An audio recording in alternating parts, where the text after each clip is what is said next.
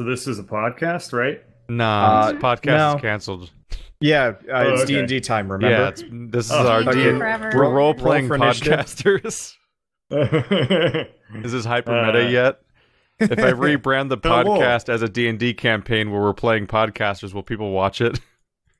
Hello, my name is Bird. It's very good to see. That would be weird. We do meta the podcast podcast. in all of our characters from D&D. Bird tells a joke, then rolls a dice to see whether or not it lands, and then we all have to laugh if it's successful. I mean, Knowledge check. Have you heard about Alan Wake and what's happening in the news? Keith, remember time when we played D&D? Roll. I Like do a not. weird Family Guy critical cutaway gag critical now. fail, and then all the D&D videos are deleted from my channel. I know I don't remember Bird, and I never Lucky will. there was Family Guy. Lucky there was men who positively can do all the things that make us laugh and cry. The man knows kendo. He is Family Guy. Like you have black belt in kendo. Yo, alright. Welcome to Four Nerds Save the Universe, episode 26. We've given up on We've been making playing sense since D&D the end. lately, so that's been a lot of fun. yeah. Do we want to talk about that, I guess? I have a question for Wander on the topic of D&D. Yeah. I guess we can make this a meta podcast about the thing that... Well, I mean, we ended Whatever. the last podcast with the That's not even D&D meta. That's campaign. just a So, topic. yeah. So whatever. So I have a question. You've been working on the story, which you don't talk about very much outside of this. Is the story you've been working on the D&D campaign? oh, you mean the thing I've been writing? No, No. they're completely separate things. That's cool. That's kind of what I Yeah. wanted to hear. I would Yeah, have been a I've- little bit sad if you had, like, transformed it. No. Mhm. I would say there are similarities, but that's just because everything is tangentially related to Dark Souls. So, I mean, Kind of. I do pick up a teensy bit of the Soulsian influence, but Yeah. I mean, who am I to talk? The things that I've been writing that I don't talk about either, like, Oh, no, those are Necromancer so 2. Dark Souls influence that it's not even funny, but yeah, whatever. Are you concluding the Oh No Necromancer saga? The Ono Necromancer. Is there a Necromancer class in D&D? Well, there is one now. yeah, clerics Bird, and Darth, or warlocks and or there's- I don't know. Death There's touch also walk wizards across. that specify. Yeah, there's a necromancy spell school for wizards. There's an amount for clerics, and warlocks in at least 3.5 got the ability to cast raise dead as much as they wanted. So I had a bag full of dead people to just throw. Oh, I at thought we were things, which talking was about amazing. necromancers in Dark Souls.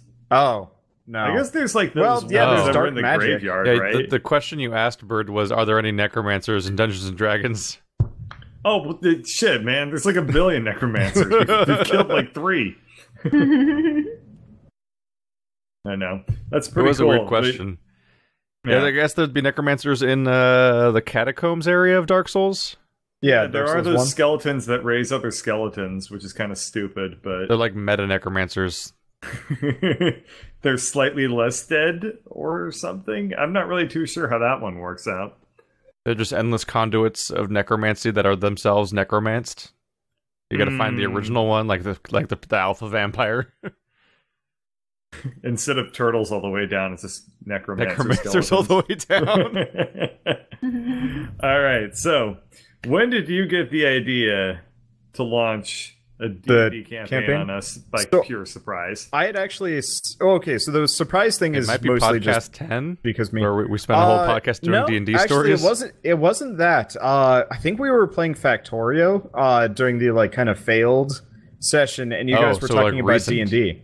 Yeah, rather recent. But you guys specifically were talking about how you like D&D, but you didn't want to do any work on it. You said it was like too hard to put together and stuff like that, and you just wish somebody would just show up with the campaign for you. And I'm just like, quietly kind of agreeing with you guys, being like, World building's hard. it is. Unfortunately, I was kind of good and ready to go, and then Shell went off to New York for 2 weeks. So I was just like, well, I'm just gonna sit on this for a while, and then I told you to start working on it while I was gone, but I kind of did, I kind of didn't. I'm more of a last minute kind of guy. That made the surprise a lot more pertinent, though, because like it came out of way left field. Like, wow, this is gonna be a really long question. Whatever this question is, it keeps taunting us for like a month. I love how you set it up like one of those bullshit questions that we sometimes get. Oh, Yeah. Like about the buses. that was a wonderful way to segue. That was really quite well done. So you make all the art for the maps on Roll20, correct? Yeah, so I make them in Illustrator because you can have a grid that you can actually snap to. So it makes it really easy to just lay out buildings. Yeah, Yeah, you so you can just do that. flip on a That's grid, right. Mhm. and in Roll20, each square is 70 pixels by 70 pixels. So I just set the grid in Illustrator to be the exact same. Made my own grid, hid the one from Illustrator, but like I had this nice like kind of green-blue overlay that you guys see, and that made it a lot easier to see what I was doing. And then I just usually I can just squiggle out a blot in the center of the canvas, and then that's kind of the limitation on where you guys can go. So that's all the mud and the rocks on the outside, and then I fill it with buildings, and then I've got multiple little like notebooks, and I will go like A, B, C, D, E, F, G, and each one of those corresponds with a new building and has various stuff inside of it, except for when I forget to write what's inside the inn. But that wasn't that big of a setback. No. That's pretty cool. What's the interface like for Roll20? It's the same pretty much. I just get an extra couple of things like I can access the map layer, which really is just the same as moving tokens around, but I can move like map tokens. And once I don't think you guys noticed it, but once I was on the map layer and I was like trying to move you around, and suddenly the map went elsewhere, and I'm like undo, because that wasn't good. Okay. But yeah, they don't actually have that much for tools, but you really don't need it. There's a lot of like kind of like private roles and like secret things. The one thing that's really cool and kind of a pain in the ass is the sight system. You know how I like show and hide stuff for you guys? Yes. So I can control each area and like where that lights up and stuff. And if I pay $5 a month, they actually let you do complete line of sight. But I don't want to do that because that would require me actually like designing or like kind of painting in every single barricade and barrier and whatever. So line of sight is actually like a limited thing. I didn't want to do that, so you guys just manually place every vision barrier in the entire game. I didn't want to do that. I think a number of their pre-made tiles already have that done, but since I refuse to use those, then yeah. So I'm just going to do it manually, and we'll go from there. The best way you could probably do it is, well, I guess, yeah, if you do it based off the tile, that probably makes the most sense. Yep. But another thing that they could have done would be to have like a lighting mask, where you basically go through with like a second layer on top of your map layer, and it's just a binary mask of 0 and 1. And like 1 means you can see, 0 means you can see through it, 1 means it's a wall, and then they put that into their lighting engine. That'd be one way they could do it. But that really, from the artist perspective, that still doesn't really save you a lot of time. It's a pain. It's still a pain in the ass, like one way or the other. Yeah. You've been playing a game called The Surge lately, right? Yes. Technically, I have it open right now, and everybody's like, "Why aren't you moving?" And I'm like, "I'm putting up YouTube videos." But so I've been playing it, and it's a market improvement over their last title, Lords of the Fallen. Okay. For whatever reason, I just can't remember the name of it because it was kind of unremarkable. It's okay. It's mostly because the world's forgotten that game existed. Yeah. I actually really liked the idea of Lords of the Fallen. I thought the character design and the enemy design was really cool. It's just the game itself was so bland that Lords of the Fallen is one of the only games I've played to completion where DLC came out and literally nobody ever asked me to play it at any point. That's pretty funny. But so the Surge plays kind of fairly similarly. It's actually maybe a little bit more Bloodborne style because like you can't. So I guess one of the things that kind of makes the Dark Souls style not work is you can't block and move at the same time. And it's a very like mobile game with multiple enemies. And so if you hit the block button, your character just plants his feet, raises his arms, and just sits there waiting to get hit. And I'm like, this is everything I don't want to do. So generally, you're dodging. And you like your shields, Wander. Oh yeah, they even like in the beginning of the game, they're like, okay, do you want to be like slow and durable, or do you want to be like fast and quick and kind of flimsy? And then almost immediately you get into the game and you're like, I'm not going slow here. I can't. I'm going to die. I'm into the second zone of the game, and the first zone is actually fairly well balanced. The enemies can kill you, but like you can trade blows and not die. You just have to kind of manage your health. The second zone of the game is every enemy can two-shot you, no matter what kind of armor you're wearing. So I'm just like, well, I guess I'm going fast now because all of my other options are death. Yeah. So I had a rage quit moment the other night. There's a bridge. It's got a robot. The robots are really frustrating in the game because they've got these shields that cover their entire front half, and they're on caster wheels, so the only half you're fighting is the front half. So you have to just sit there wailing on the invincibility shield. And because like if you try and strafe around them, they just turn seamlessly with you, and you're just burning your stamina trying to get behind them. And what you're supposed to do is like kind of back off them and lure them into attacking you.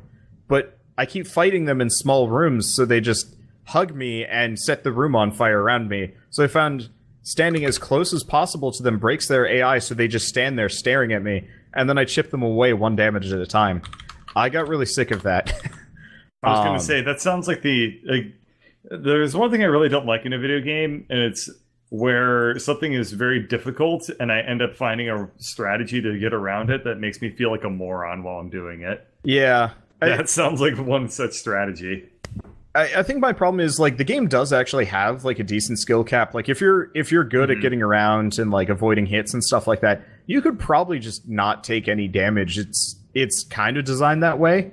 It's just me playing it, I'm just predicting every single comment, being like, you're just not good enough for this, and like just nitpicking everything, and I'm just like... Yeah, that's the inevitable excuse for all things that you ever criticize that aren't like a quick time event baby game where you don't play or something. Yeah, and it's like... If there's any possible place that skill could be part of the equation, that's automatically the reason that invalidates all criticisms you ever have.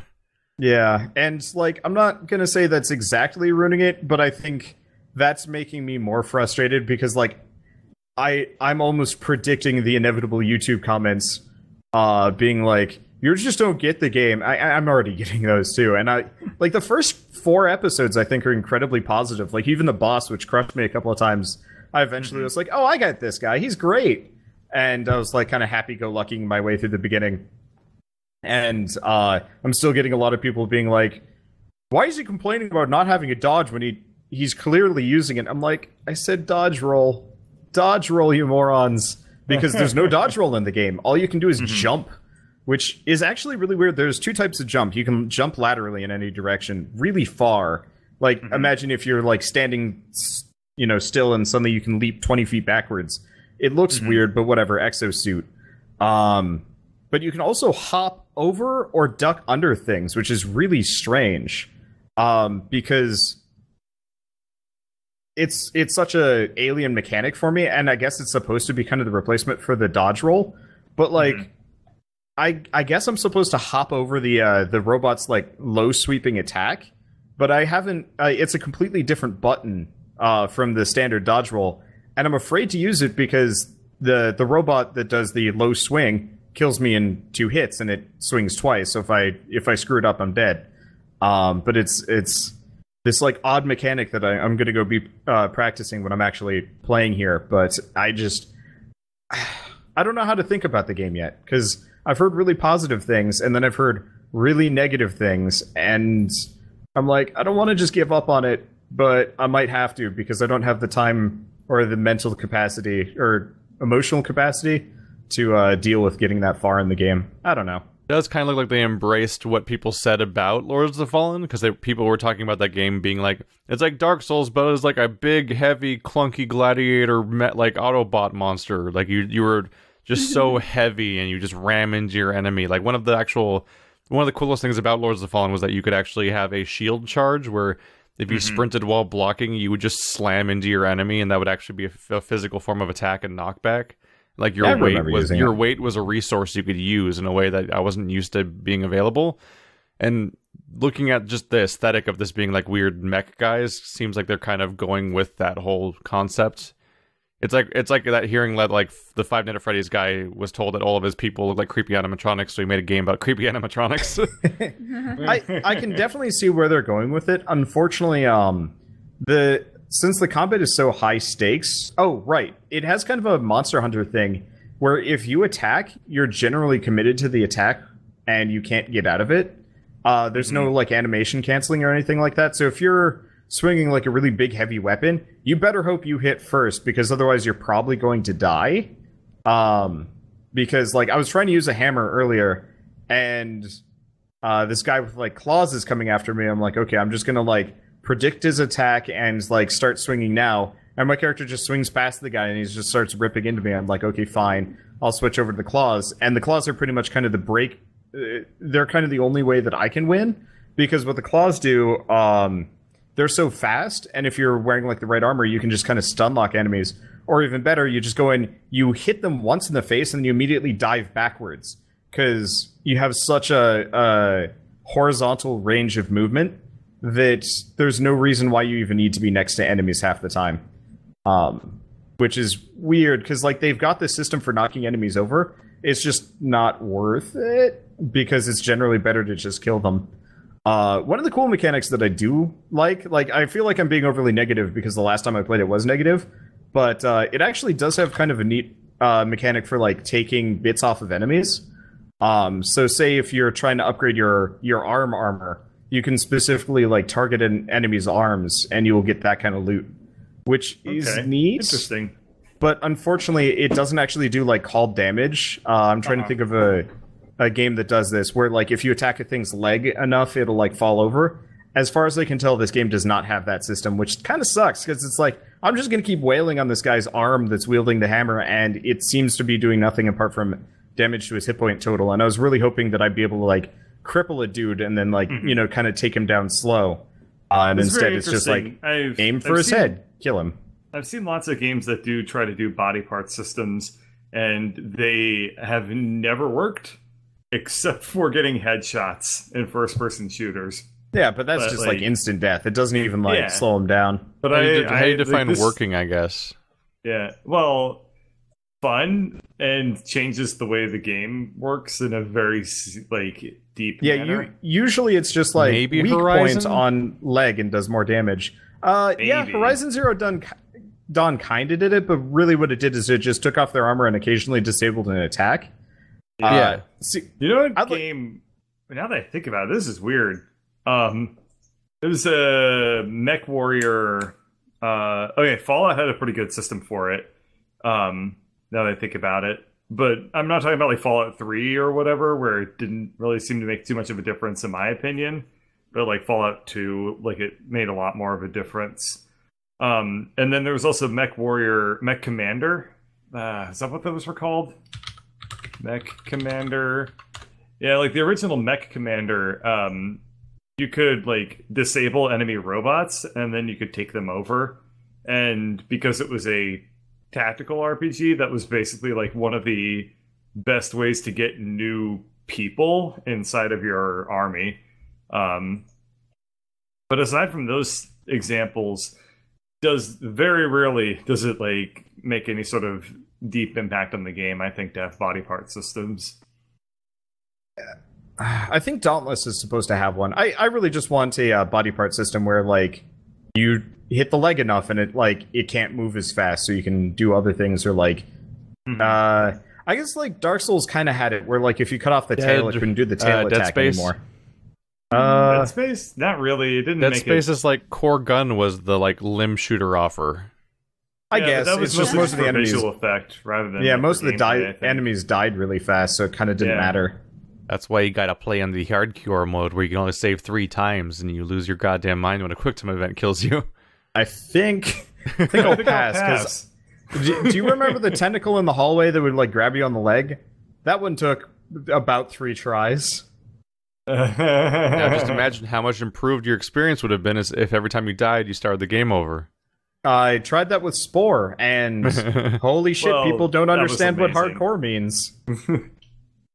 Why? Because you died and had to start over, and everyone was like, "Why are you starting over?" No, it's That would happen? yeah, that would happen, and then they're like, you keep dying. Clearly, you're not hardcore enough for this game. And I'm like, do you That's not what the word means. Yeah. But then other people are like, stop dying. This game's easy, and I'm like, I thought they were playing like a hardcore, like watching a hardcore score player, I guess. Listen, I lost. Are there any? I lost the pronunciation of like every word over the course of that sentence, and I believe because it's just like best three of to the words rhyme, and yet none of hardcore them score rhyme. poor more for yeah. score Please 5 years stop. ago. 4 score and 7 years ago. 4 score and 3 countries ago, Spore was scored in the hardcore. So the other thing about the hardcore spore thing that gets me is I was playing WASD because that's kind of the standard control scheme now, and not click to move, but it's a click to move game, and I didn't realize that for the first like episode and a half, and so everybody's just like just reaming me over and over for a while, and it took me a bit to realize like why everybody was so pissed about it, because it's just like They were on the when was internet. yeah, when was the last time I played a, like, yeah, there's that, but, like, when was the last time any of you guys played a click-to-move game that don't wasn't a know. Diablo-like? Like, I played a Flash game. I'm I not, had that. Yeah, it's pretty I much mean- mandatory that it's like an isometric camera angle. yeah. Some sort of, like, app game where your inputs are really, really limited to, like, touch screen and, like, maybe an action button. I guess also adventure games. Yeah. Standard Yeah, I input is mean, a cursor that you use to click on things, and then your character goes over to the where you clicked on. Could be That's even that's better. I mean, could deviating be a lot, worse. though. That's deviating Yeah, and because a lot the of popularity, them the popularity of use Telltale controllers. leads to a lot Yeah. of games being made like Telltale games now, where you're like Did a you use third keyboard person and mouse or adventure game. controller for Night in the Woods? Did I what? Did you use controller or keyboard and mouse for Night in the Woods? Well, I played it on PS4.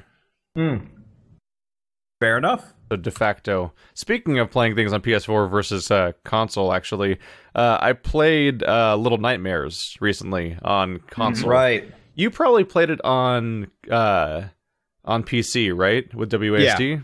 Did you Yeah. ever find yourself falling off stuff when you weren't supposed to? Yes. Mhm. There were a couple of moments where my character would just veer weirdly because of the The character shifting character angles. character could Well- walk further into the screen or closer to. I was also using a controller, The not screen? WASD. so.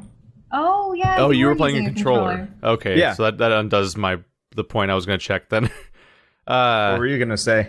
I was going to check to see if the controls worked better for you with WASD, because I had issues with it. No. Oh, 'Cause, because like- I'm wondering if with WASD, if you positioned yourself in such a way that you were walking across a bridge per se, and you just held is it D?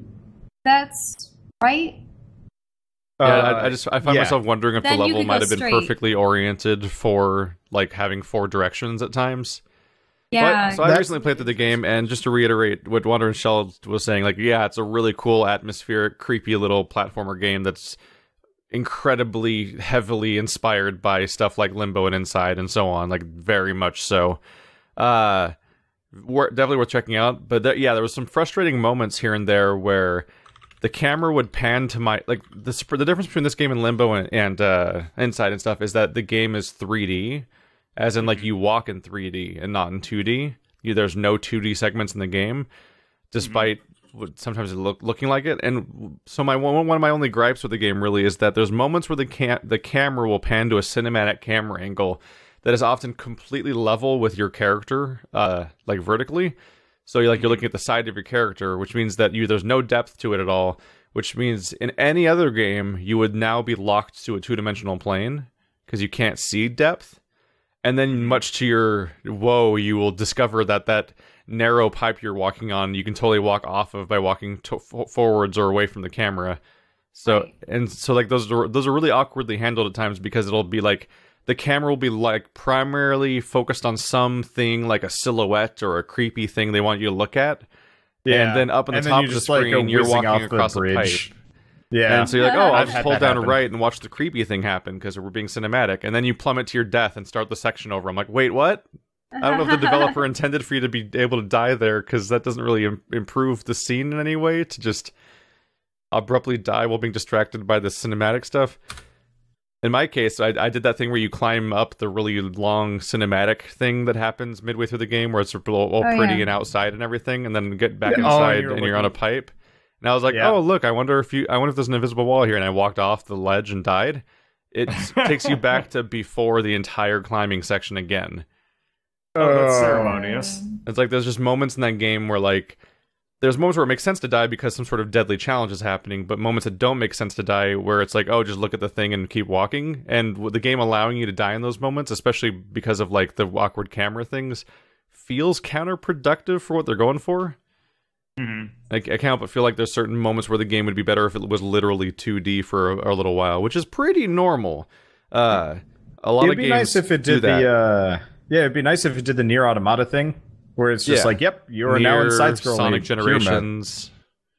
There were definitely a number of moments. So you've beaten it. How did you like the table running segment? That's the other thing I would gripe about. Yeah, there were a lot of times where I was trying to like plot stuff. There's a part where you're running on a table and they have to avoid hazards, and the range of those hazards is so hard to comprehend. Where like there's even moments where it seems like you're teleporting into the hazard to die, and I'm like, what? Yes. Mm-hmm. There was one point where do you remember when I think you were on the elevator with long arms, and you're like hiding in a box or whatever? Do you remember that? Oh, yeah. Those ones. Okay, so I just sat there and hid, and that was the whole segment. Yeah, so you can actually escape before him. I more or less skidded out of there with the gnomes, and I made it like halfway down the following hallway. And my microphone is now through the door. No. I made it out of the door. I made it into the next room, and then like his arm kind of peeks into the room, and then suddenly I'm like shooting backwards into his hand because you were never because the game did not want the game was not willing to let us go ahead of him because he was supposed to go into that room and disappear. You were borking the game. Yeah, shame on you. I did things the wrong way, and it wouldn't let me. But they definitely have moments where you teleport into things. Yeah. Besides that, there was just a few moments where like I would hide and then find out through trial and error that it was actually a chase section, or I would run and find out through trial and error that it was actually a stealth section. Like, it's not always clear whether you're supposed to escape something or sneak past it. Yeah. And so there's actually a fair number of scenarios throughout the game where trial and error was basically the way to figure out what you were supposed to do in that level. At least it was, like, super forgiving with how your, like, checkpoints were. Like, generally, except for the long climb thing, if you died, you usually went back to right before you died. I always found that to be at least kind of positive, because there was just a few moments where the checkpoint, like there's moments where you'd walk into a room and then almost immediately get killed. And so like then you would then have to load the game again, which was not exactly instantaneous. Then walk back into the room to transition back in, and like doing these loops here where you're like dying, loading, walking back in the room. Like the actual time spent in the room trying to figure out what's killing you and how to avoid getting killed was sometimes the minority of your time spent in that level because of the loop was too punishing. So I had it on a solid state drive. I want to be the guy. So I had it on a solid state drive, so the loading times were like a second, maybe. Yeah. Might have been a good call in the end. Even then, just the abruptness could be rough. Like, there's a moment where you go through a door and something immediately is like, oh, I'm gonna get you. Like, storming down on the ground after you, and it's like, your back's to the entrance, and you're like, do I hide somewhere? Do I hide under that thing? Do I run around it? That running around didn't work, but maybe I try running around it again, because maybe a slightly different path will work. And like, there's a lot of like, let's try 7 different versions of this plan until something works would kind of happen because of how abruptly the deaths could come. So I would say that it draws very obvious comparisons to Limbo and Inside. Like, it's almost impossible not to compare them. But I don't think its design quite stands up as much as those ones do. No. But while its atmosphere does. Yeah, they absolutely aced the music and like the visual design, the actual like gameplay. Yeah. No. good pacing and visuals and cool little mechanics and interesting little things happening. You get sucked in this creepy little world, but moment to moment, there's some iffy levels here and there that I feel like more like if it did have more time in development and like play testing and so on, like that kind of stuff would probably get ironed out more. And I think that's probably the limitation. That's like the inherent contradiction here, right? Is that like we act like it's a limitation of indie projects because they have less resources, but then all the projects that do have resources also don't do that. Yay. Happens.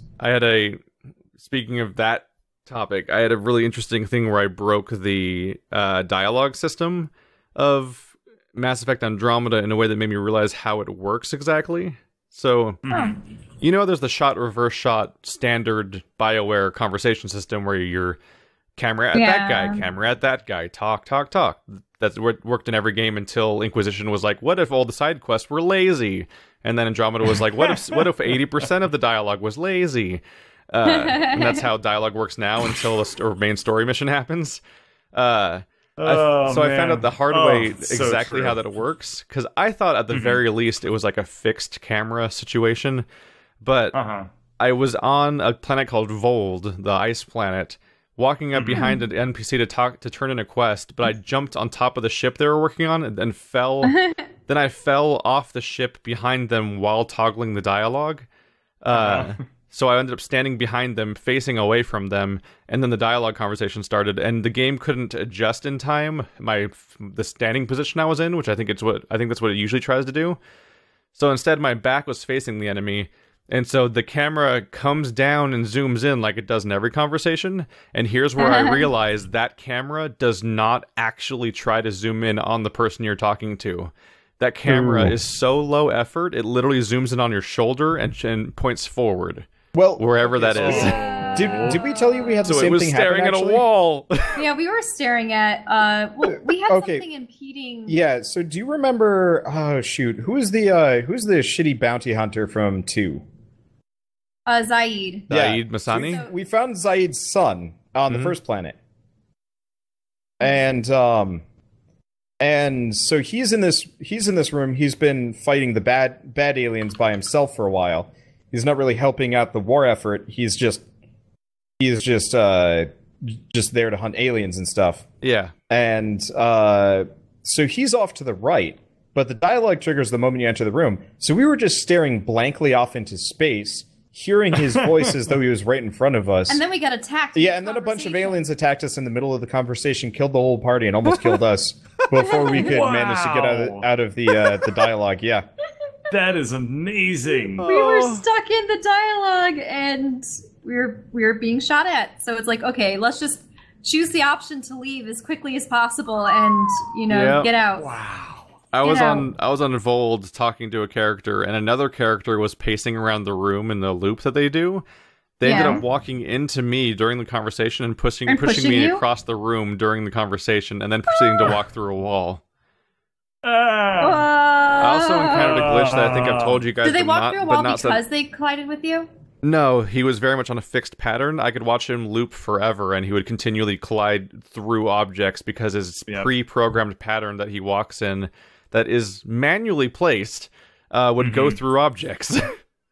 I mean, the thing is, the cinematic mode in a lot of video games, depending on how the developers choose to go about things, may tend to break the rules of the universe.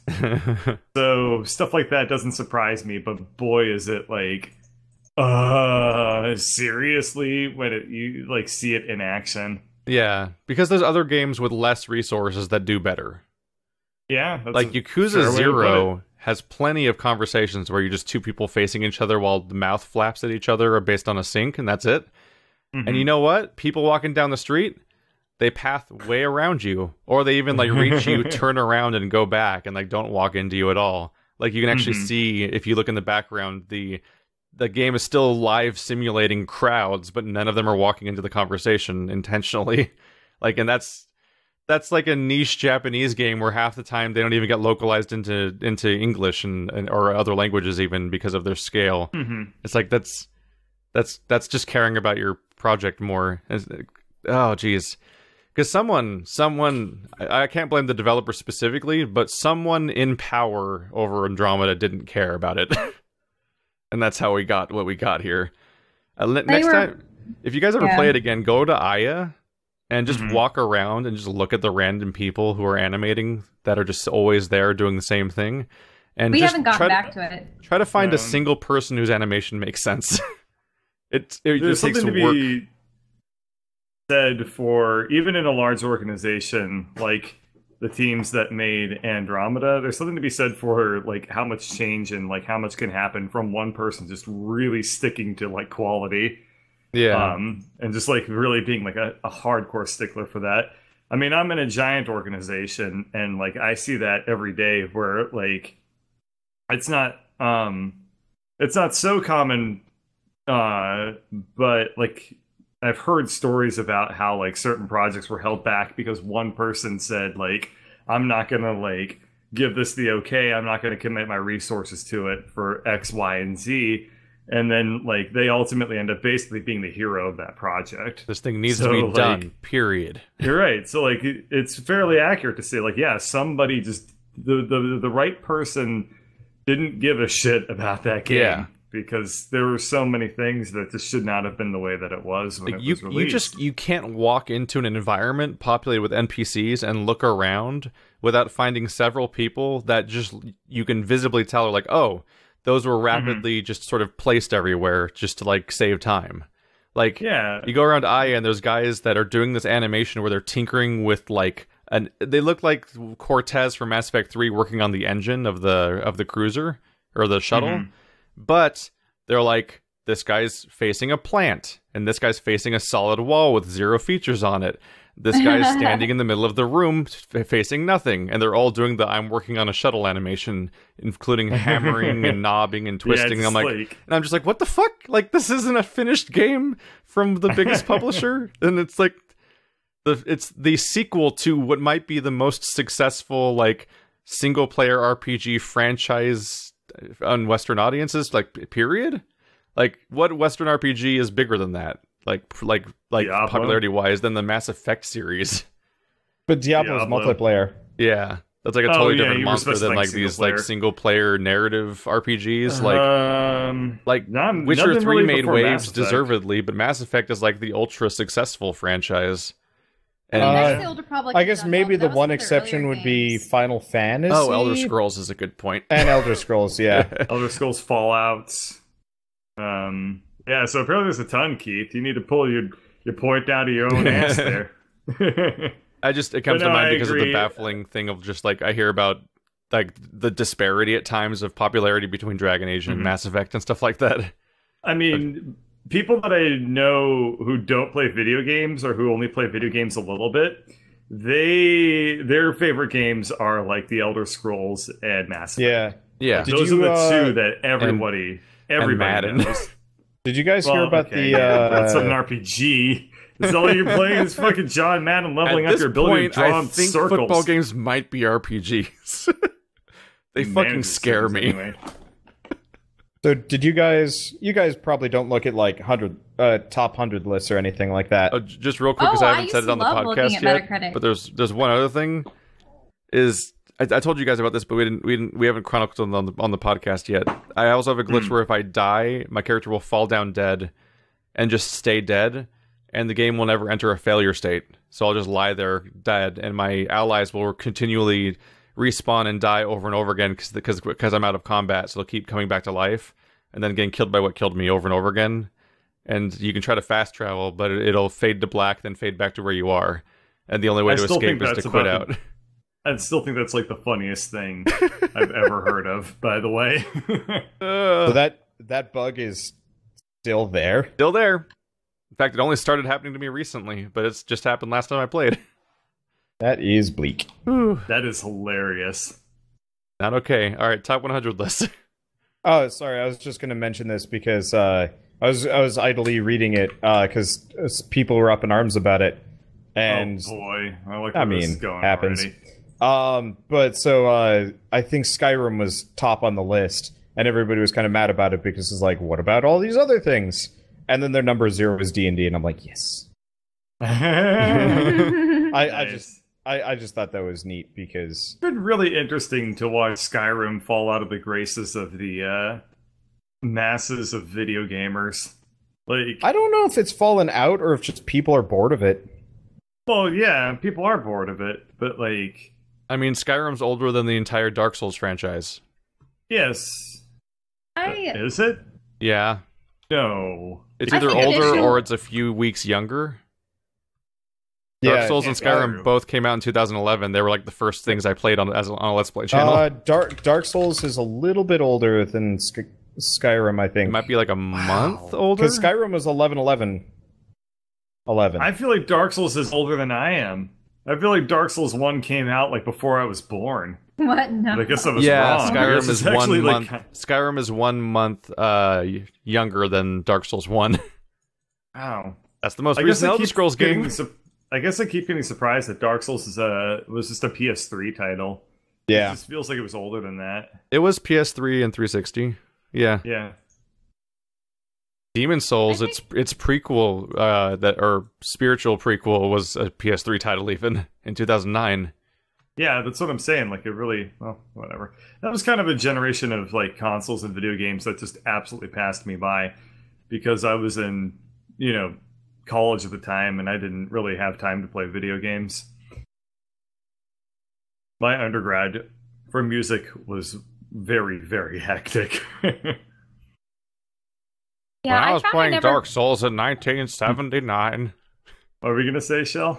Oh, I never got around to playing any of the Elder Scrolls series or Dragon Age and such. That's a I shame. I think that you would really like the Elder Scrolls games. Well,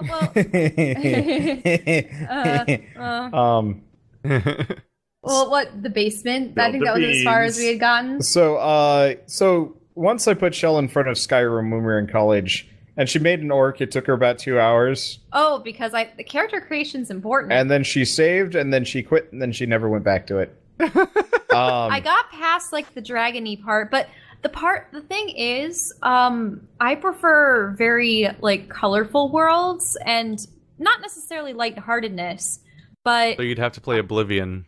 I was going to say you would really like Oblivion then. Yeah, Oblivion? probably. That game Okay. is saturated as all hell. Yeah. Okay, because I've noticed Especially in everything. people's faces. Oh yeah, lately- everyone's got bright orange like spray tan faces. They're so ugly, man. But it's Okay, got Patrick not Stewart. that kind of saturated. I would love it if they. I wonder how hard it would. It would probably be impossible, but for them to port the previous like Elder Scrolls games through the Fallout engine, because that engine is nice looking. Here, I'll Isn't give the entire Shell a world of picture in the Oblivion- podcast. The podcast But- Slack, not Slack. Mhm. Discord. Uh-huh. Isn't the entire Yeah. world of Oblivion contained within the data of Skyrim? Like, at least the terrain is, right? Maybe. I've heard Yeah, something like, like that people before. found out that- I think it was used for scale or something. Oh, maybe. But, like, people found out that if you, like, just leave the world of Skyrim and go south for a while, you wind up in Oblivion. And then if Yeah. you go even further, you wind up in Morrowind. I don't know if the whole world is there necessarily, as in like things being in it or even buildings, but I think the The overall entire like, city. I think like the topography shapes are all there because it's like Mhm. math data basically, but it's there to to keep track of the scale of all these Oh. continents next to each other.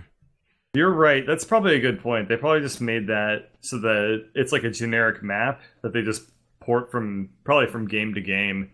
Yeah. Or at least going forward, they can probably just use it, and then they can like have Like, everything be It's like probably just scaled mathematically correctly. extrapolated where the coordinates go, and where as opposed to being actually like something that takes up a bunch of data. Well, Or has there's- assets. under the hood. There's absolutely no difference between a mathematical extrapolation and the data, I guess. Well, I mean, like But- when you manually make a region, you're going to have assets for it, as opposed to Right. like just like here's This is the model. here's more of here's your- the like your here's mesh. just the mesh for the coordinates. Yeah, Yeah. Okay. I was being pedantic, but that's okay because that's me.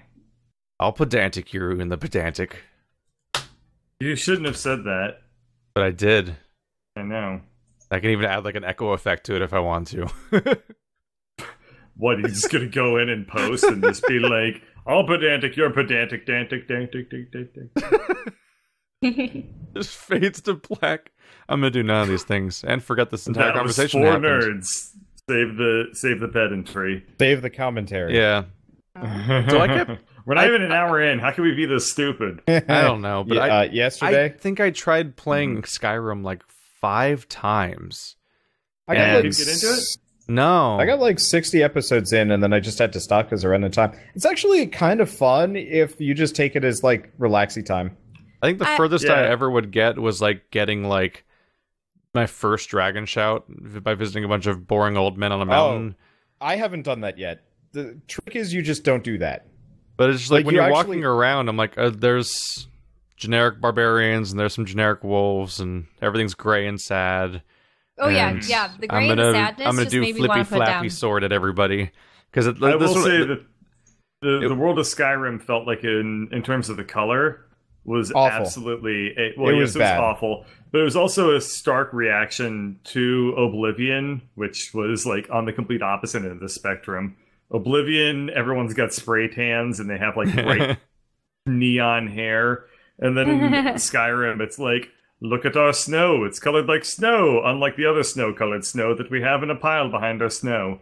It's very, very like grim. Elder Scrolls Right, and- California and Elder Scrolls Wyoming.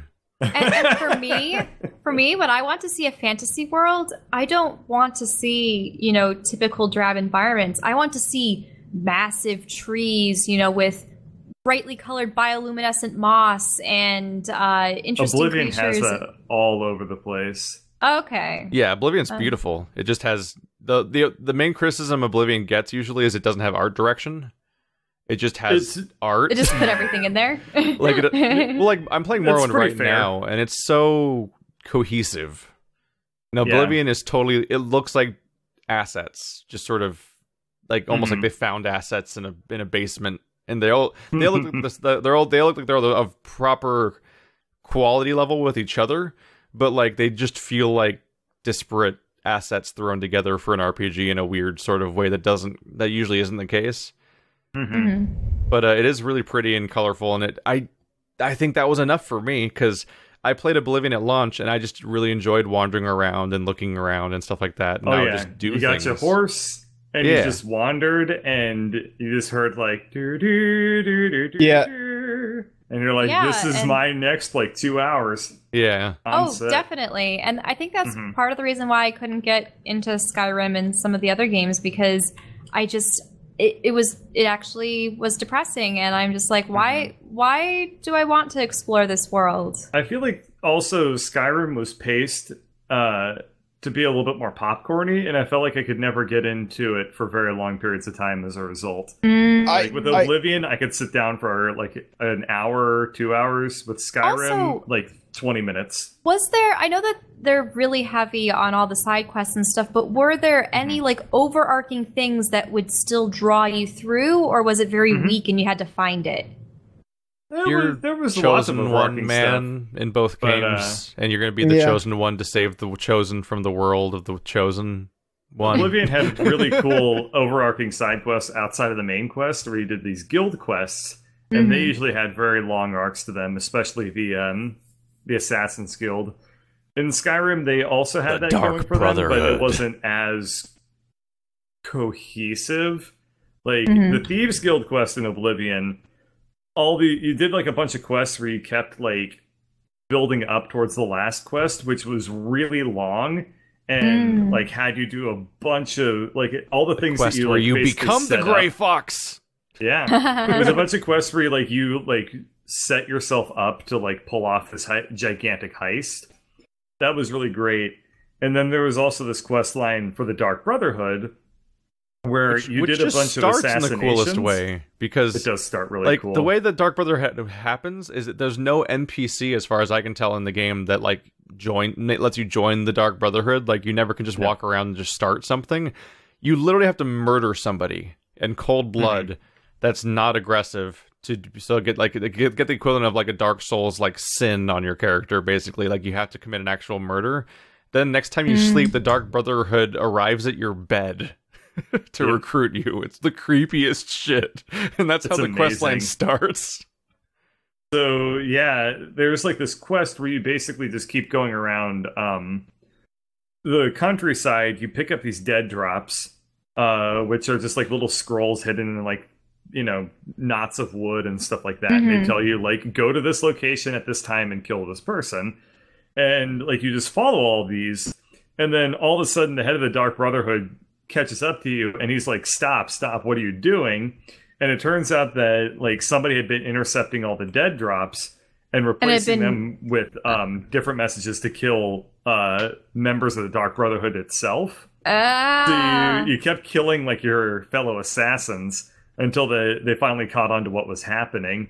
And then like you do this like big quest where like all of a sudden you turn around and you have to find out who's been messing with the dead drops, and you go, it's so creepy.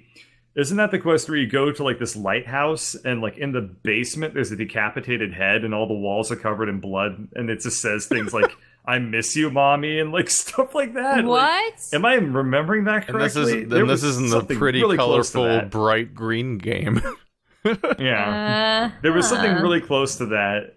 And I mean, it's been a long time since I played Oblivion, so I may not be remembering a lot of it correctly. But basically, like, somebody was setting you up to kill other members of the Dark Brotherhood as revenge for them, I think, killing somebody close in their family. And then you eventually like get vengeance for your fellow assassins and like atone for the fact that you murdered a bunch of murderers, which violated your weird oath of honor. And then you're good to go. The other thing that I really liked about like the Thieves Guild was because they were very explicit about it not being the Dark Brotherhood. And if you murdered people on Thieves Guild's quests, they get pissed at you. You would either fail or you wouldn't get good rewards. And they would very explicitly say that all the time. I did that once. I knocked a dude out or something like that, and they're just like, nope, that was a no good. Yep. Yeah, if you kill someone in the Thieves Guild, you get kicked out of the Thieves Guild and have to pay a fee to even undo like their current condition with you to even allow you to get back in the guild to continue.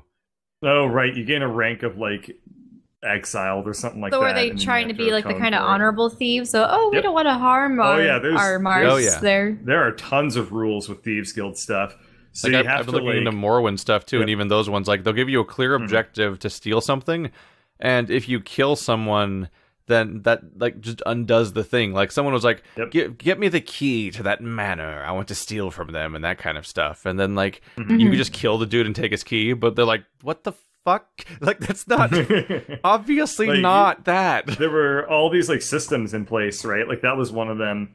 Things that you stole, you had to sell to specific people. You couldn't sell it to general merchants. You had to like launder it, basically. In Oblivion, you that had to find was a really fences cool for your stolen goods.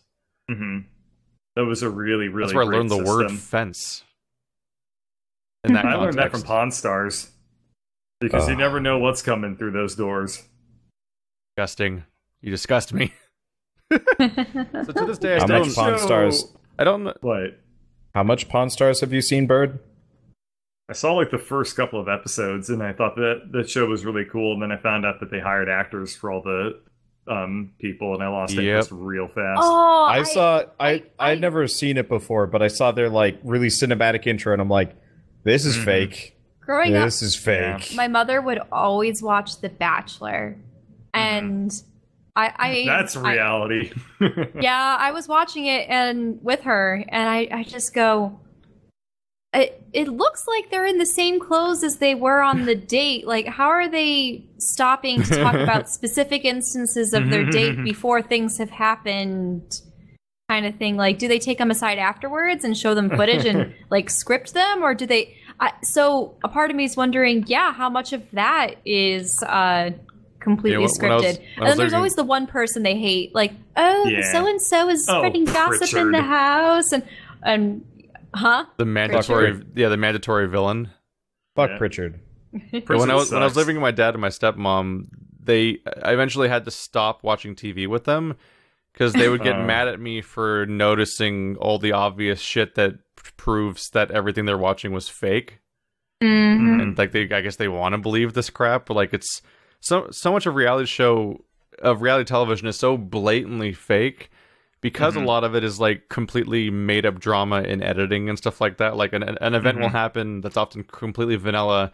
Then some random assholes will talk to the camera later, and they'll re-edit the footage to make it look like what they're talking about actually even vaguely happened. Yeah, And they would make it's just zingers terrible.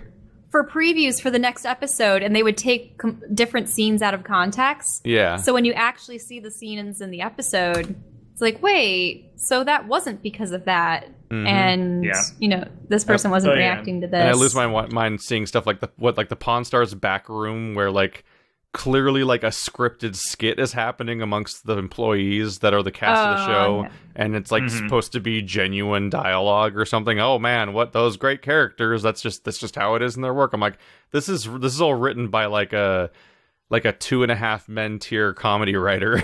Well, I mean, the way they deliver their lines is so like, hey, Chumley, what do you got in your hands there?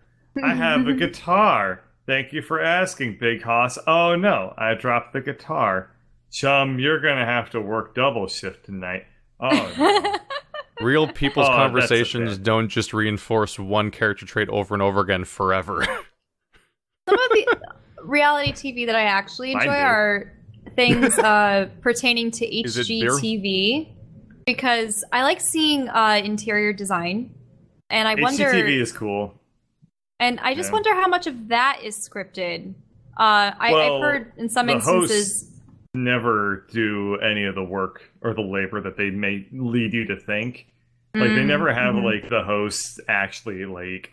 They might show them, like, planting a plant, but then they just leave, and, like, that's all they do. And But what then about all the laborers show up. demolitions? Like those Property Brothers and such. Same thing, you know, maybe they do, I don't know, but... It just makes From me what think I of the remember, cooking shows they where they're don't. like, I'm going to put these 15 things in a pot, and I'm going to turn around behind me and pull a finished one out of the stove. Well, those are Yeah, those yeah, are those. actual chefs. They're not fake. Bird, you need to Unless, send me like, your I like cooking to say footage so we lie. can do the second episode. Alright. Yes, we you need, to we send, should. you need to send him your cooking footage so that this podcast can stop having him talking about the cooking footage you haven't sent him yet. It's just gonna be a thing. It's like 2 years from Has now. it come Bird, out you ever before? gonna send me Just that this cooking footage? reoccurring We've, thing. we've I already need to check the filmed stream keys and because released episode apparently 2. I asked you for the stream key, not the You stream had key, it. the sync key, and you gave me the wrong one. But that's What? okay. Is it Okay. tech support time? I got yeah. the other sync key. So tonight I'll resync the stuff. Okay. The on the topic of reality show stuff, I'm the only one who watches American Horror Story, aren't I?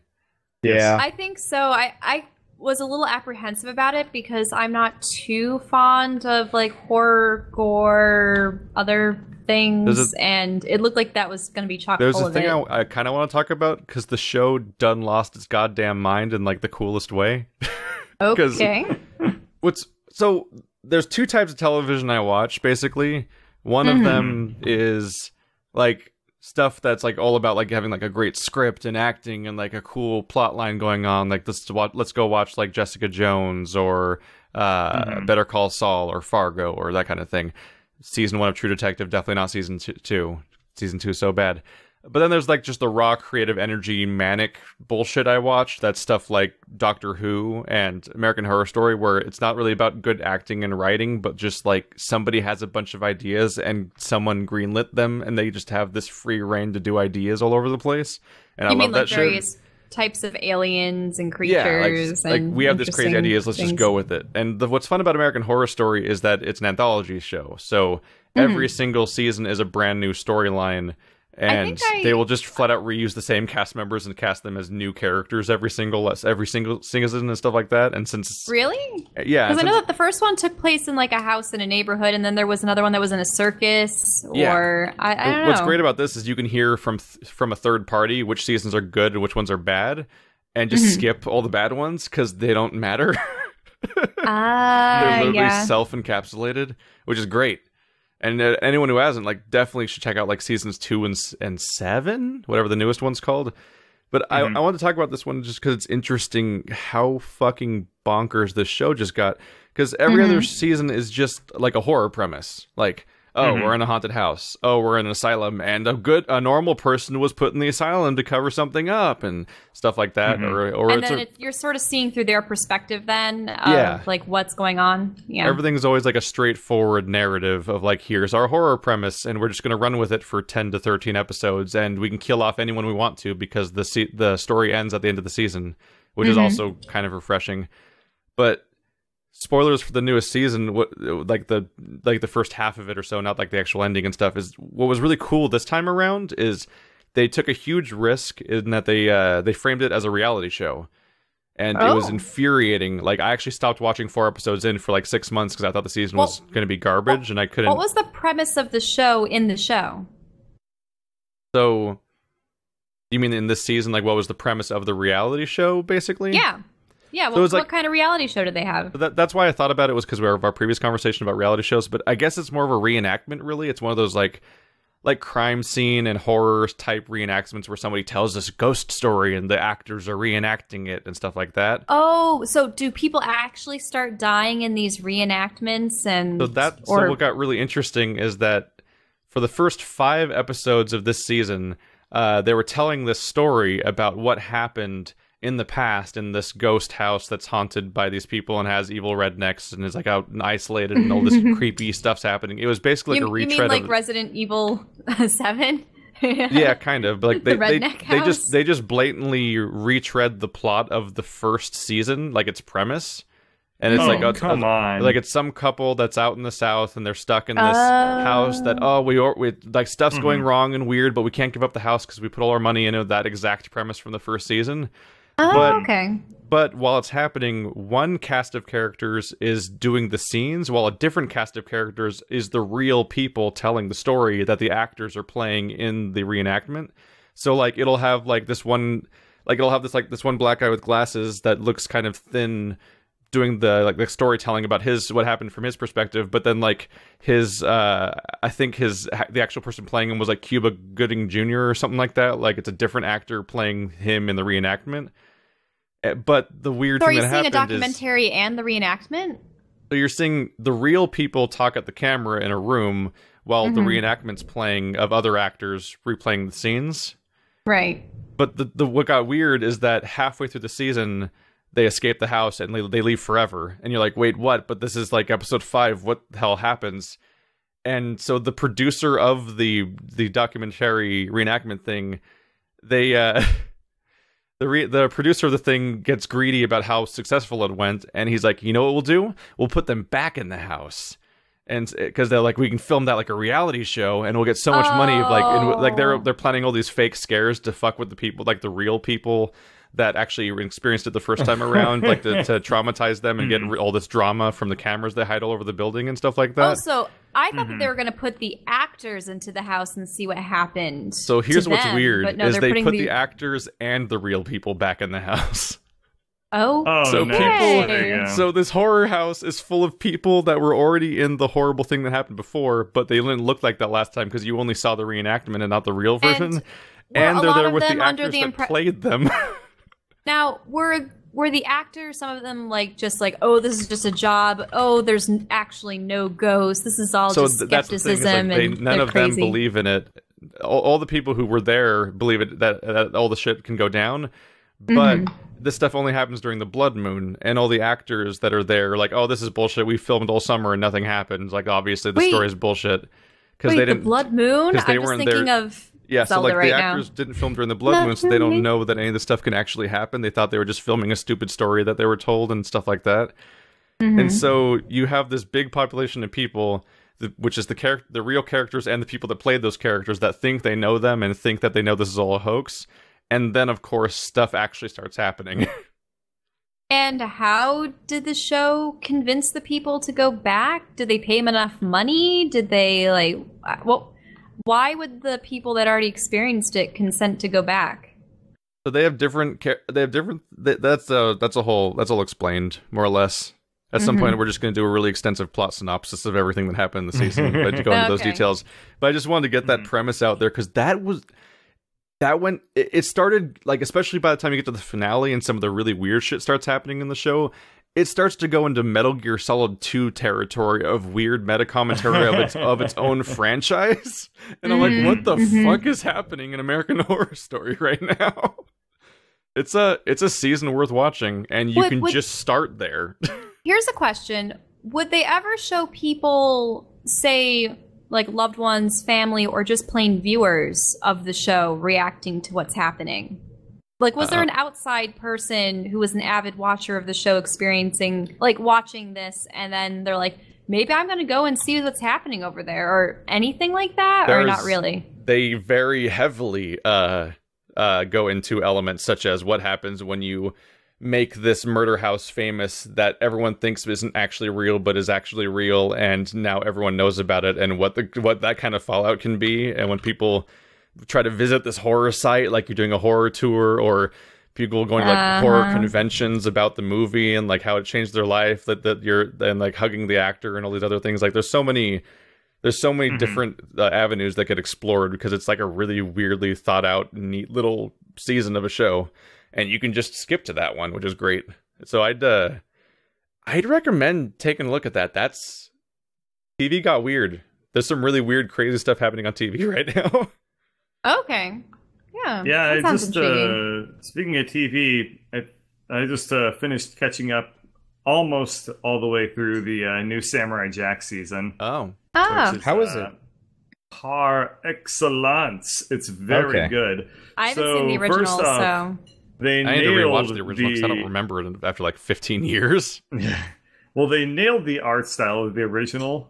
It's almost impossible to tell that it's like been 15 years. Like they must have gotten like a huge chunk of the original talent back, and I believe they did. But I mean, I've only seen the top level credits, like your producers and whatnot. You know, they got all those guys back, but they're not the ones that are like in there actually like putting down like lines on their whatever software they use. Surprisingly easy to mimic a style if you're actually good. Yeah, probably. Chances are they have the keyframe animators. If they get the keyframe people back, then they're pretty much solid. You know, you can change out the tweeners a lot easier. They can change out the keyframers. But yeah, they did. The art style is dead on. The writing is great. The timing on everything is great. The fighting sequences are impactful. The whole show is very fluid. It's just really good. And there's only one episode that has like any like overt fan service in it, and it's handled extremely well. So the show is set in the future, and then there's in the future compared to the first show. Like the future of the future. The future of the future. So, they looped around, they're back in the past again. That would bring a quick end to the show, wouldn't it? It's like the idea of having the future of the future. It's like hearing that like a Star Wars movie takes place in the future, so then you have like addendum like a long time ago in a galaxy far, far away, but like later but not than that. as long time ago. Yeah, not quite but as a bit long later time. than a long time ago. So there's one episode in this season where they show a whole bunch of really memorable characters from the first run of the series, them being like 50 years older, and them talking about like what their experiences were like and how like Jack saved their lives. That episode is pure fan service, basically, but it's actually extremely cool because there's a lot of depth to the fan service that they draw out, because it's like all these characters that you just think of like, oh yeah, I remember that. Oh yeah, I remember that. Oh yeah, I remember that. And then like seeing them again, I don't know, makes it's heartwarming. Did they tie up ends? Like some of them are grandparents and other things? They did tons of stuff like that, yeah. Yeah, because it's always sad when you have an epic adventure and as soon as the main protagonists become like there are instances where, especially with like the older hero, like he can become a mentor to some youngling, but then ends up like dying in some kind of heroic sacrifice or something. I really wish that they stuck around longer. Yeah, you don't want to be the Obi-Wan, you know, but it's always nice. You're to see the Obi-Wan for me. I really want to read a fantasy novel where, you know, they defeat the great evil, and then it just keeps going. Mm-hmm. Then they That would be like, pretty interesting. Dealing with a massive power vacuum after the Empire collapses. Yeah, well, I mean, Star Wars kind of did that, but they just kept, after a certain point, it kind of became villain of the month, which is unfortunate. What would a story be aside from like a new villain rises? Did you guys ever read the actual like Lord of the Rings trilogy as opposed to watching the movies, or no? I read up. I read halfway to the Twin Towers. You have to. Yeah, you have to I read like the first book. That's you have to finish the last one to get what I'm saying. So the movies were coming out when I was in high school or middle school. Oh no, middle school. The first two movies were already out, and I was waiting for Return of the King to come out in middle school. So I tried to read Return of the King, and that's when it became clear that movies and books are not one-to-one translations, and they move stuff around like crazy. Because like the Return of the King book opens with like, I think Merry or Pippin with Gandalf headed towards Minas Tirith, and I'm like, I don't know why anything's happening. Yeah, none of this was set up yet in the movies. A lot of that. Well, it's just because a lot of that stuff happened in a lot of stuff that sets that stuff up happened in the last movie as opposed to the second movie and things like that. It's like they get rearranged so you can't go from one to the other. They did rearrange a lot of things. Yes. So with Return of the King, after they get rid of the ring, the book keeps going. For a long time. Yeah. The movie keeps going. So the movie kept going, but like the weird part was they had to go back and reconquer the Shire because Saruman get occupied. After Saruman gets evicted by a bunch of Ents, he goes to the Shire of all places with like some evil hobbits and like a couple of orcs and stuff like that, and he takes over. And then the hobbits by themselves have to go retake the places like kind of freedom fighters. It's like this kind of weird like back quarter of the book or something weird. Like that. It's so bizarre, but I really liked it because it was like this kind of weird. Actually made the hobbits relevant characters as opposed to just ring bearers. Hadn't Merry or Pippin been sort of they were drawn to the Palantir that Gandalf had brought and like touched it, and he saw a vision of the Shire on fire and with orcs there. But they're just that happened in one of the movies, and they had to tear the Palantir stone away from him. Yeah, that's what leads to him being taken alone to Minas Tirith. But yeah, it's just definitely funny to think that like when I saw that movie in theaters, my friend and I both were like sitting there like kicking our legs up and down over and over again because we're like, we need to use the restroom. This is like a 3-hour movie, but it won't end because the ring's broken. But there's like 20 minutes of endings, and it's really funny thinking that the book was actually like even way longer at that point. Still, it was great. It would just never end. I actually really liked that scene. I haven't gone back to reread the books, but I've gone back to reread that section because it was fun. Isn't that scene in the extended version? I mean, this was like a whole arc, but maybe? I've never actually watched the extended version. I've only watched a portion of the extended version for the first film. Yeah, which is effectively just, look at New Zealand. Isn't it pretty? A couple more scenes in the Shire, as I recall. But when watching it, I can tell why they cut them out for pacing's sake. Oh, absolutely. Yeah, I don't remember which ones I saw in extended form, but when I saw them, I was definitely like, I remember thinking like, I don't remember what wasn't here before. Like I finished an extended version of one of the movies, and I'm like, I don't remember seeing new things. Like it must have been inconsequential extended moments or like scenery or something. I know one of the main cutscenes I actually would recognize later was that during Return of the King, I think you see Aragorn land with all of these ships along the coastline, and then a horde of ghosts come flying out to attack everything. Yeah, there's a whole lengthy section where he has to more or less romance a bunch of ghosts. Because like you see him get the ghosts in the original movie, but then they just arrive on the battlefield with no in between. Whereas there's like a few scenes in the extended version showing them basically commute to the war. Oh wait! Commute to the war. Wow, well put. Oh, you see, I remember in the film he did have to go and encounter all the ghosts. Yeah, I just said And that. it- Like he gets it- that in all versions of the movie. Okay. Mhm. It's just that in the So you're saying extended that there's a version, part in they show a bunch between? of scenes between the part where he gets them and the part where they actually attack the war. Like, because in the theatrical cut, there's the big final battle happening, and then just swoosh, Aragorn's here with ghosts, and you're like, whoa, they're here. But in Whereas the before they showed the in the ghosts extended getting version, on the there's like ships and extra stuff. scenes of like them using boats to get across the sea and stuff like that, and like all like just it's just they're commuting to war, like straight up scenes of that. I suppose, yeah. I mean, it would give things away, I suppose. And he's like, oh, they're coming. They're coming on the ships. Whereas there was that moment when, were they the people to the south? Is that what they were called? They were like, oh yeah, reinforcements have arrived. But instead of reinforcements, it was, Aragorn and the ghosts. So it led to some kind of element of surprise. Aragorn and the Ghosts concept sounds like an old It sounds like a Hanna-Barbera band. cartoon. Like Josie and the Pussycats.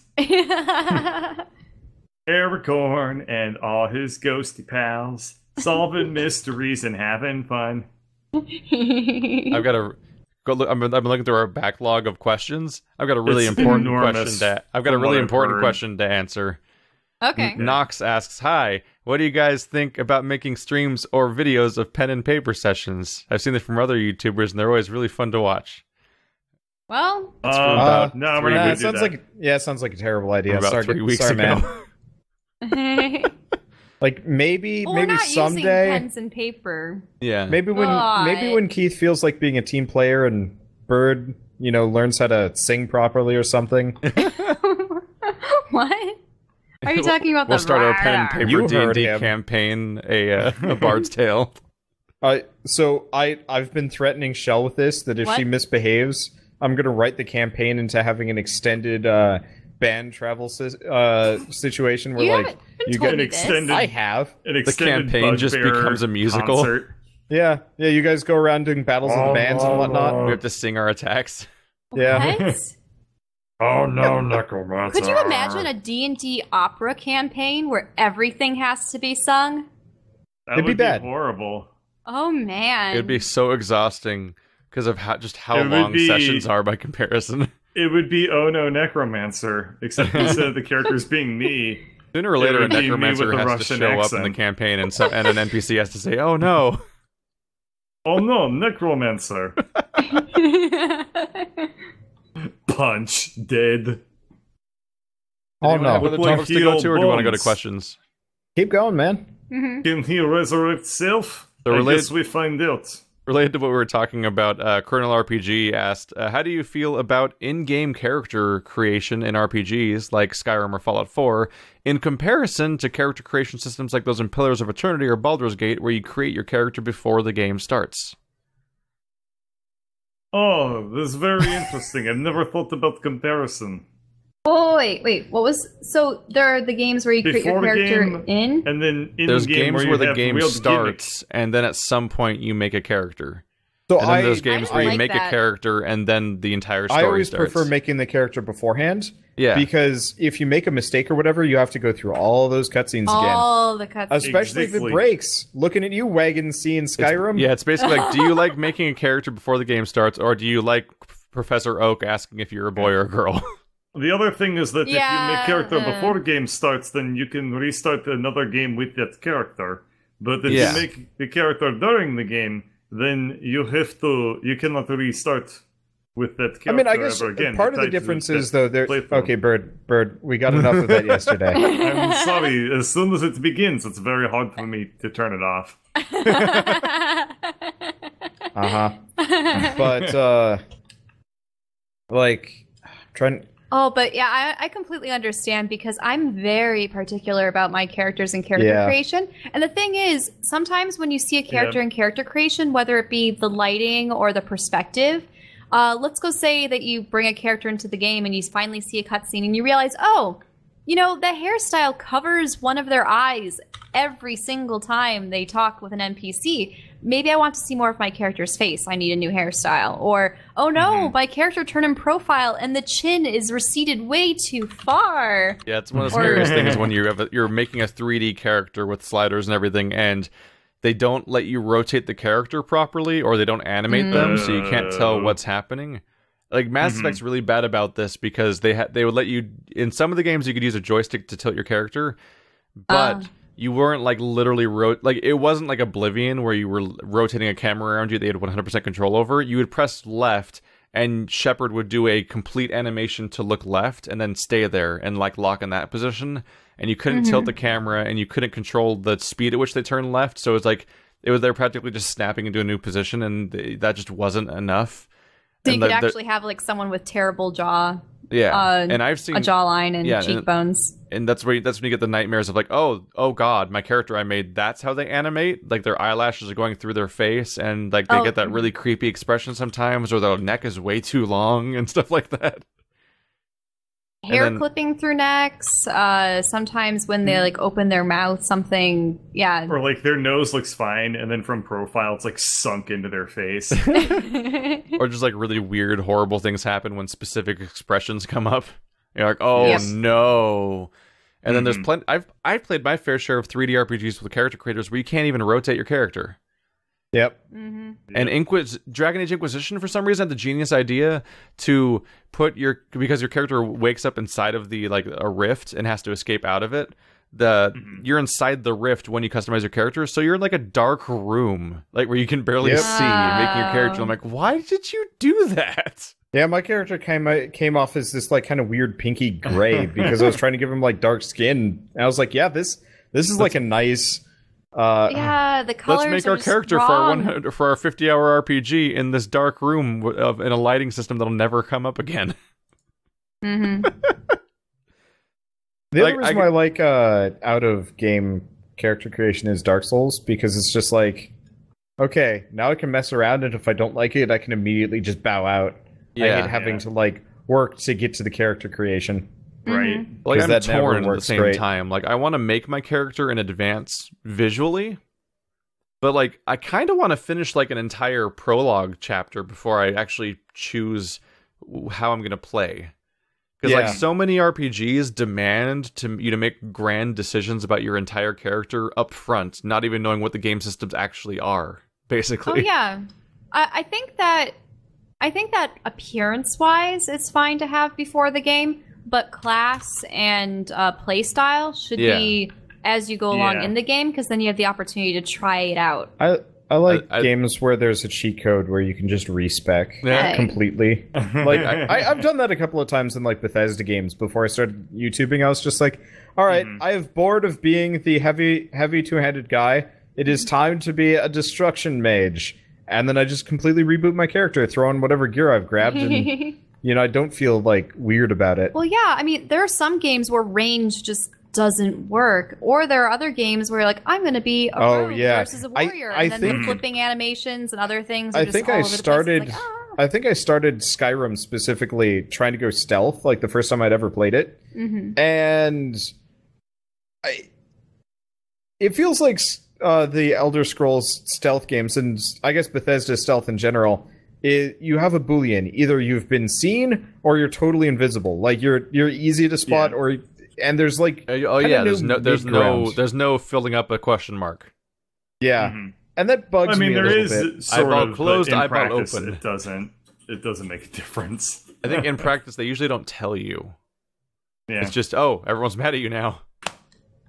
And I've been playing Morrowind recently, and I've actually had a really weird experience with the stealth system because they send you on a thieves mission to just go steal a key, and the only keys that exist are on two different people in the city. So you have to pickpocket the key unless you're gonna like attack a dude and take it off his body. So I'm like, okay, it's a pickpocketing skill. I specialize in stealth, so like that's one of my highest stats. Surely this opening mission for the Thieves Guild is something that I can reasonably do with my elevated sneak skill, right? And I'm sitting there like just over and over again, like quick save, and then like let's try to quit pickpocket him. Nope. Let's try again. Nope. Let's try again. Nope. Let's use an invisibility potion and pickpocket him. Nope. Every single time, no matter what, he instantly detects me and starts murdering me. So I sit in a room for like 2 hours in a corner while stealth, which makes you just auto-level your stealth by just standing in a room with people while stealthing. And then I come back with my power-leveled stealth, and it still fails like 9 out of 10 times. And I'm like, what? What is Elder Scrolls stealth? I don't understand.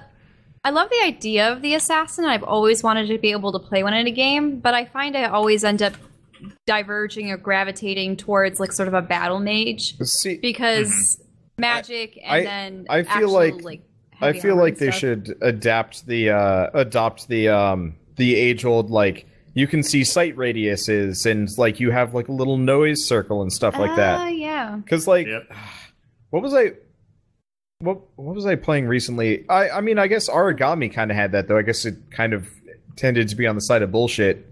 But, like, a good stealth game is one... Oh, freaking Shadow Tactics. That was kind of the perfect stealth game in a lot of ways. Like, it was very obvious, like, exactly how and why the enemies are going to notice you. And you mess up and you know exactly why, whereas in, like, Skyrim, you're, like, behind a bush and nobody can see you, and suddenly everybody knows where you are, and they're, like, running towards you, and you're like, pardon? And Elder Scrolls games are kind of stats driven to a fault at times. Yeah, which is kind of iffy because they have like that almost like that Fable-ish system where you level up a thing by doing it a lot, which just encourages you to be a lunatic and repeat an action constantly until it gets good. Like it encourages you to jump constantly wherever you go to level up your jumping skill, basically, and stealth everywhere for no reason, or sit in a corner stealth because it'll level your stealth. You shouldn't do that because it will then your major level gets messed up. Or you just download a mod and it makes you not have to think about that stuff.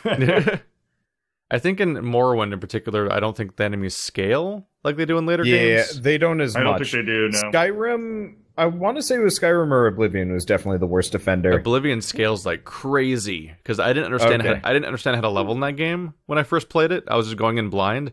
So I played through like a third of the story without ever leveling up a single time. I'm like, never really leveling up. I guess you just don't level in this game, which felt natural because the game makes your skills go up constantly. So I'm like, okay, my skills are going up, so I guess that's just what leveling means in this game. Then I went to a bed once because I had to sleep for a story mission or something, and I was like, and I gained so many levels, and the entire landscape of enemies across the entire continent was replaced with completely different enemies because they all scaled into different enemies completely. It was a bizarre experience. That is hilarious. Wow. Like, why are there dragons now? There's a reason that whenever I introduce people to Oblivion, which doesn't happen anymore, there's a reason when I introduced people to Oblivion and stuff in the past, I always just said, like, download mods for scaling. Oh, yeah. Because it's just, they're so unintuitive and clunky and shit. I almost wish they'd do away with scaling attributes to some degree and like kind of embrace the more action RPG elements of the game. Numbers, yeah. I've been having this problem a lot with a lot of games after Hollow Knight, honestly, which did like scaling so goddamn well. Everything else has just felt really like lackluster. Like back to the Surge, or not just the Surge though. There's like a billion games where it's just like you're fighting like enemies that get like slowly beefier and beefier and beefier, and you're like it's just kind of this like bad number inflation. And I'm like, no, just keep it consistent. Just give me more fun tools to mess around with instead of making it Zelda's this kind of weirdly weird. good at that. I don't know if Breath of the Wild is. I'm kind of tired of like burning through a whole weapon just to fight a small group of moblins. Yeah. It's just I've been I thought he was about to say a squirrel, and I was like, a squirrel. Be a little weird. I've just found it interesting that I've just been noticing that subtly in the background, Breath of the Wild has just been scaling up the difficulty based on variables I don't know, and it hasn't felt unfair or anything. You haven't done any of the dungeons yet. Nope. It scales off of dungeons. But it doesn't. It scales because there's by some black other enemies things everywhere. So, what we did was we finished the first dungeon, and okay, a couple of enemies, harder enemies, has started showing up. And then we did all the other dungeons in one night, and suddenly everything's like a white or a black enemy, and like blue enemies are refreshing, and like all the weapons now have like crazy bonuses, but I'm still like burning through them fast. And it's not terrible, but it's very noticeable that the highest determinator for like game scale is clearing the dungeons out. So when you do those, you're probably going to see like things uptick, but I think it caps out after a certain point, so you might not get it. You might actually have like kind of passive scaled it just by doing shrines and whatnot. Maybe, yeah, because I've done more than half the shrines, and I've done every tower, and I've like filled in the map and done so many little obscure things and picked up crazy loot, and who knows which things also scale difficulty, because it's never told to you. It just kind of happens, and suddenly like, oh, that Lionel has a white mane now. Hi. Yeah. Well, I think Lionels actually don't scale. I think they're entirely based on location. Same thing with Taluses and a couple others. Oh yeah, because we ran into a Lionel early on and got creamed. Yes, we ran into, I think it was a black Lionel or something like that, and he one-shot us with a fireball. That was a surprise. Like on the topic of character creators, the only thing I know about Lionel is that he's a good singer. What were we gonna say? Oh God. On the topic of character creators, one of my biggest gripes with Western RPG is just in general is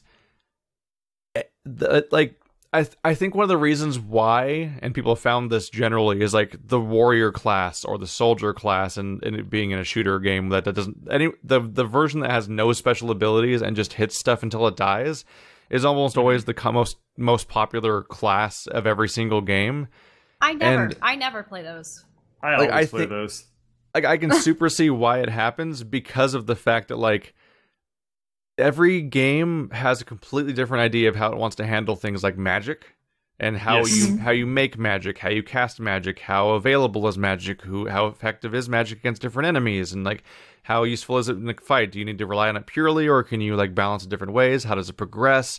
Where do I need to go to get the reagents? Are there reagents? Like so many different things. There's such a myriad of ways that it could go with the magic, and I find that in practice, you can never tell in advance how a game's gonna go. And that's because like no Western RPGs tend to have like a spellcasting sandbox where you can learn how it works and things like that.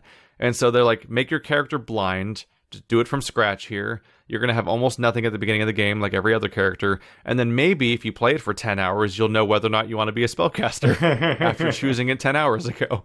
Like it's real rough. I think Divinity Original Sin might have been the most, I guess, the worst offender of that. Because, like, by the end of the game, except for the fact that my character was unkillable, I was, like, super jealous of all your spells because they did not scale warriors up at all. Whereas, like, you're just like, it's time to cast crazy spells all over the place. Combo effect them all. I would literally be like, I'm going to make the entire room rain, and then I'm going to make the entire room fry. Yeah, I always play. And you're like, I'm gonna hit it with my sword. Well, eventually, I just I hoarded all of the consumables, so the grenades and whatnot. So you could just throw them instead of having spells. That helped a lot because it's just like Keith would cast a spell and I'd cast the accompaniment like next up. So when we play that, if any of you guys pick a melee build, I'm disowning you. Yeah, this is why I think I'm seeing more and more like games. Especially in a post-Dark Souls world, you're seeing more and more games that are literally like, here's your character. He just exists. Yeah. Go put points into stuff. As opposed to giving you, like, classes to pick in advance. And then also we're seeing more games where you can just respec. Because, like... That's I mean, honestly... if a game doesn't have respecking, I'm super pissed off at it just by default. Like, it's interesting. I change my character build so often, like 2/3 into a game, if I get the choice. Because usually what I do, and this shouldn't surprise you if you know anything about me, is I do the dumbest kind of novelty thing up until it stops working entirely. And then it better let me respec, otherwise I'm never seeing the ending of the game when I hit that inevitable brick wall. Yeah. It was like one thing. in Neo, I found that there's a giant bomb that was basically just a cluster of smaller bombs inside of it, and it's like the equivalent of throwing like a giant. It's like the equivalent of throwing a giant ball of fireworks at your enemy. And the moment I knew it existed, I'm like, oh well, I have to specialize in this, and that could be real bad in some games. Oh, I was just gonna say how it seems as though MMOs specifically are guilty of the once you set yourself in a specific class, you can never change it. Though I know that there's games like Final Fantasy Online. Do they call it Final Fantasy 14? I mean, there's the Diablo 2 experience of, oh, did you misclick on a skill? Time to make a new character. Yeah. Right, where Final Fantasy 14, I think you can actually acquire all the classes in the game so long as you continue to put points into each and every single one. And so technically, you really only need to make one character to experience everything if you really wanted to. Whereas in other MMOs, you have to level. Especially if it's an MMO, I kind of want that to be the experience. I mean, I think in a single player game in particular, pain in the ass. I think in a single player game that has like a story driven game, I think it's especially important to let the player respec and keep that option available, because if they're 20 hours into a story, a lot of players would rather either quit or like tough it out with this spec they're not having fun with, than go through the effort of getting to a different spec that they'd have fun with, because they'd have to start the whole story over, and that's so much of playing the same levels again when you're not when that's not what you're going for.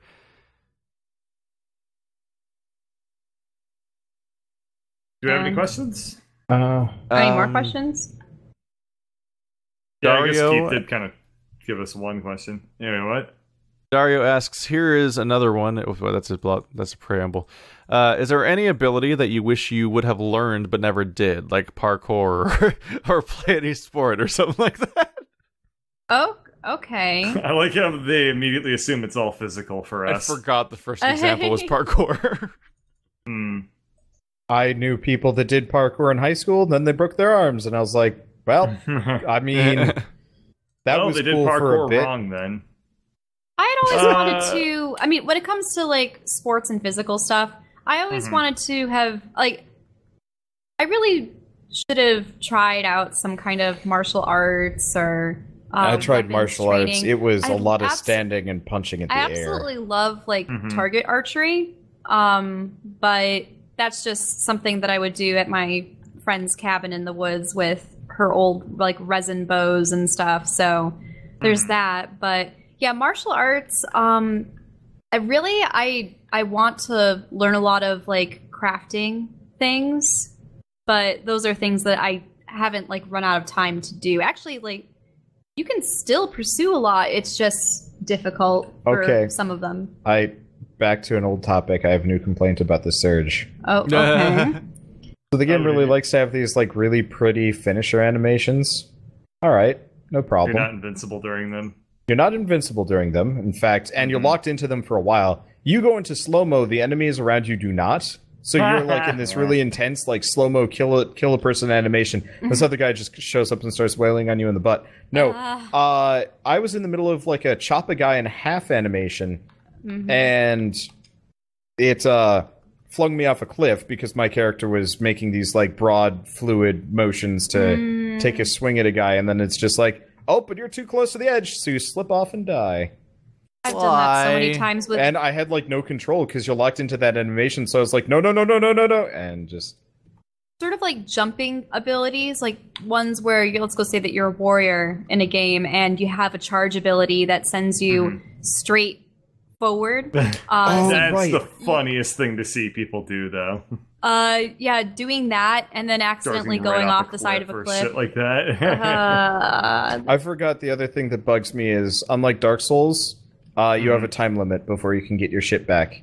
Not like before you can. It'll disappear. It's 2.5 minutes. So if you die at the very end of the level, you're kind of screwed. If you can kill an enemy, it extends the timer by a little bit. But that's a dumb system. Why? Yeah. Oh, yeah. Especially because there are a lot of enemies that take like 2 minutes to kill because they're shielded from the front. Wow. They're tanky as hell, but you are not. Yeah, I watched some of your videos, and you just die in like 2 hits. Oh yeah, I still do. I'm further in the game. I've upgraded my shit, and I still die in 2 hits, and I'm like, well, all right.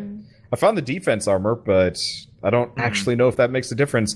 Because as far as I can tell, the numbers are bullshit. I've got claws that do 25 damage and a sword that does 45 damage, and they do, in actuality, 20 damage and 30 damage, which feels really weird. Anyway, sorry. Yep. All right, so skills to pay the bills, or regrettably will not pay the bills. I've just always wanted to play guitar, but hate the miserable feeling of trying to learn to play guitar. Oh, you don't like hearing yourself start off so bad for so long. You don't like hearing yourself be like, wait, hang on. Hang on, I spent an entire summer trying to play guitar and trying to learn it, teach it myself, and I actually have the videos uploaded on the channel that's now my professional channel. Nice. We gotta hear it. I had a thing. It was like a self-induced project thing where I was the GOIST project, Get Your Shit Together, where I was in college, and it was what I thought might be my last summer before graduation, which would be my last summer ever, as far as like a thing that you take off from stuff. Right. So I was like, okay, I'm going to take this time I'm going to exercise every day, and I'm going to lose weight, and I'm going to practice guitar every day, and I'm going to produce some kind of digital artwork every single day, and I'm going to make progress in all three of these things.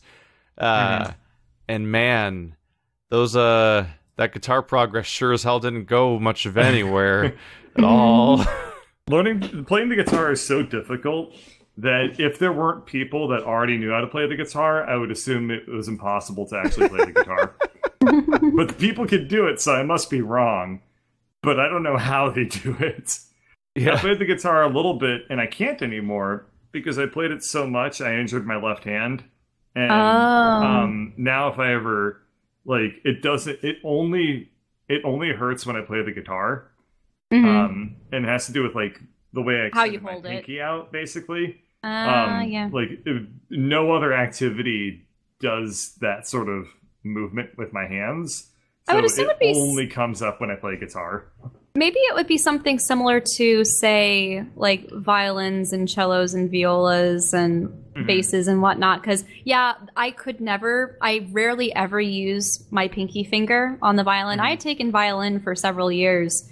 But for some reason, I don't know if I just didn't have the strength in it, but I would never like to use. And they say, oh, but you don't want to just play an open string. You have to use the fourth finger to get up to the A versus the D. And I'm like, in any case, when I was actually visiting home, my family wanted me to play some violin. So I tried doing it, and because I haven't played in so long, the calluses are gone. Right. And it feels like it hurts. It hurts a lot. Yeah, because for all intents and purposes, the wire strings are probably, not like piercing your flesh, but they're pushing your flesh in enough that you might be starting to get close to the bone and whatnot. And yeah. Pretty much. No, it doesn't make you bleed or anything like that, but it just hurts because it's a lot of pressure. What were we going to say, Wander? I was going to say in the same vein, I want to know how to make music. Just, not synthesizer, but I got Fruity Loops or something. Get a MIDI controller for us. Me? No. Shell wants me to buy a MIDI controller. It has to be, a nice piano one. She wanted me to get us a Cintiq by us. She's the one that uses it. I love my Cintiq. God, I've still got these videos up from May through August of 2011, where I'm trying to place Where Is My Mind and Blue Monday and Eat the Rich and shit. That's hilarious. I really want to see those. They were these weird shitty vlogs where I would try to play shitty guitar, and then they would just show digital art that I had made that week, basically. And then in the middle of that, there's randomly a video of me playing Trine with my brother, and that was the first. I tried that too. That's the first Let's Play that I ever uploaded. And that's hilarious. And approximately 4 months later, I would start doing sad games with Andrew. Hilarious. It's the weird wrong thing came out of that summer, basically. I technically Wander, figured my life out that summer. If you want to learn how to make music, there's a ton of different paths. But I know you don't have time. So that kind of ends up being a big lynch. Maybe I will, maybe I won't. I mean, part of it is like I'm taking a little bit more of a relaxed approach to content generation, which is just like, well, I don't like this game. Die. All right. Yeah. So game. God, Die. there's a. Did you guys probably didn't see the marketing for the like old school shooter roguelike that came out this past week called things have gone things have gone too far when my response to that statement is which one? Yeah, that's a fair point. I've already forgotten the name Strafe? of it. Yeah, Strafe. That's the one. So I bought it because it's a Devolver Digital game, and they don't. What's that one that's like it's all black and demonic? It's like a black background and red monsters everywhere, and you're spawning in a small central area, and it's like the exact same concept of like being a permadeath Twitch shooter rogue retro style. Is that like Demon Knives or whatever? I think that's close. Yeah. Oh well. Talk about Strafe. Yeah. So I picked up Strafe because, I to some degree still pretend I do roguelikes on my channel. I guess I'm playing Dead Cells right now, so I guess I'm fulfilling the quota. But so I picked it up because, it looks like a really neat game. I like that art style, the kind of like pixel textures and stuff like that. The game is bad. Like super bad. Like they probably spent more time like kind of tooting their own horn and being like, look at how like awesome and hardcore this is. And like effectively what happens is you peek into a room, all of the enemies in unison notice you and start running towards you at about the same speed. And some of them have guns, so they're running and shooting at about the same time.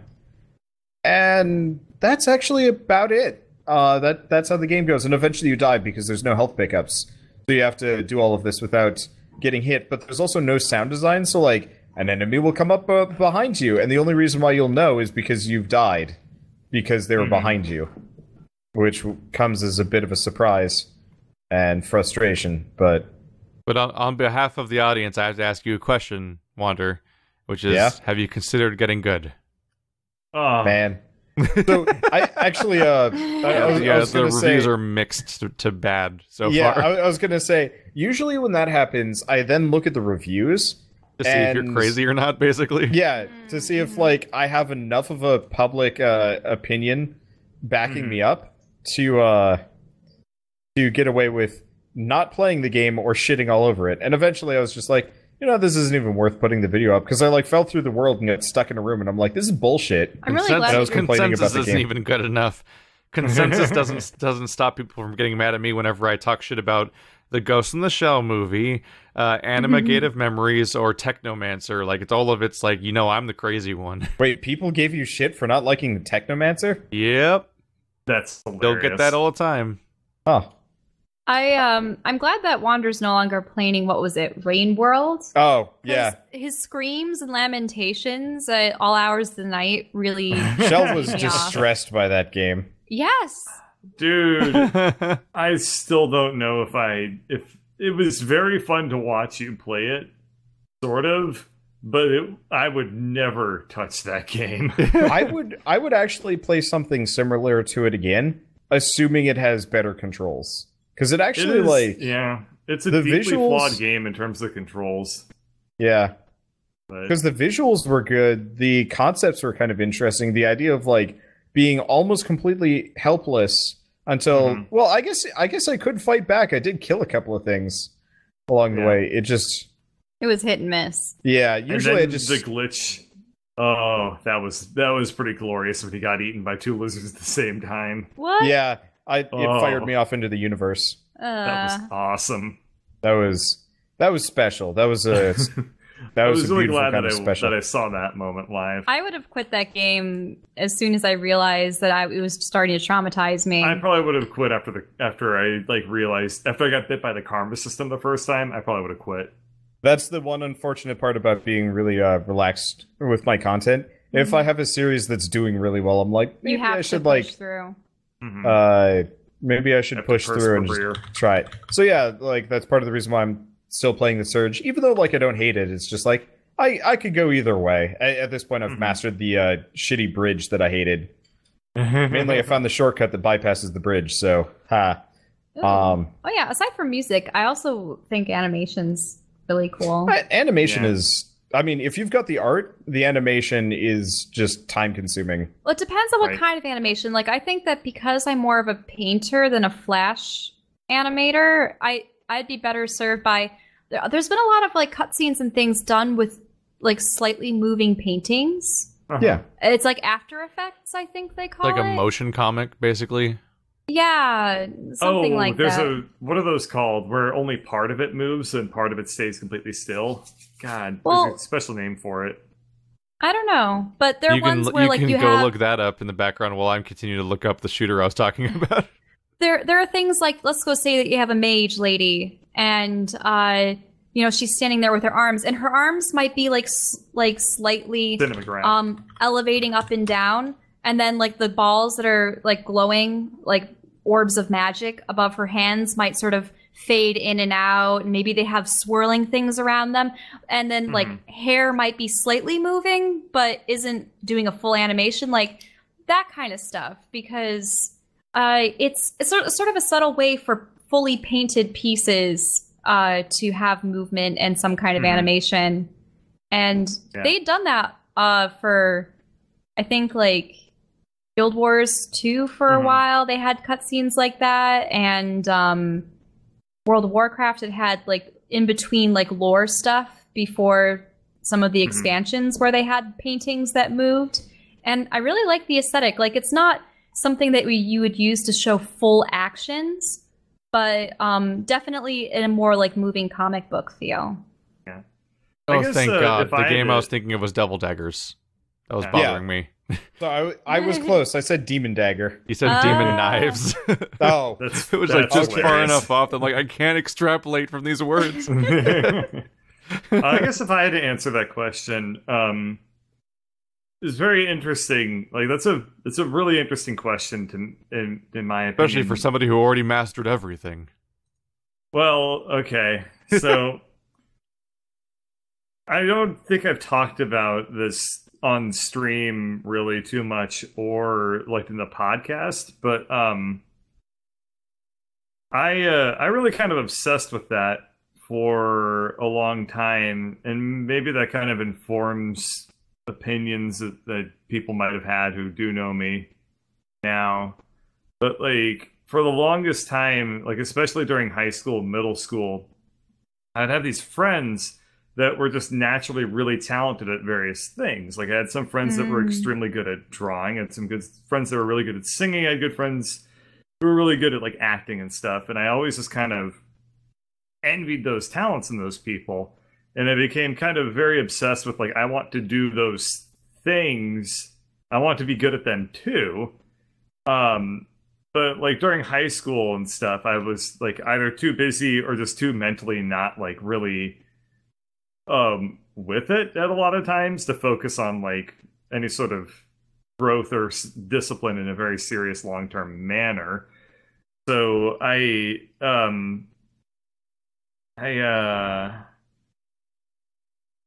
lot of the things that I do are kind of informed by me like wanting to not feel that way anymore. When people ask me, like, when you ask straight up that question, like really cuts to the heart of it, of like, is there something you wish you were good at?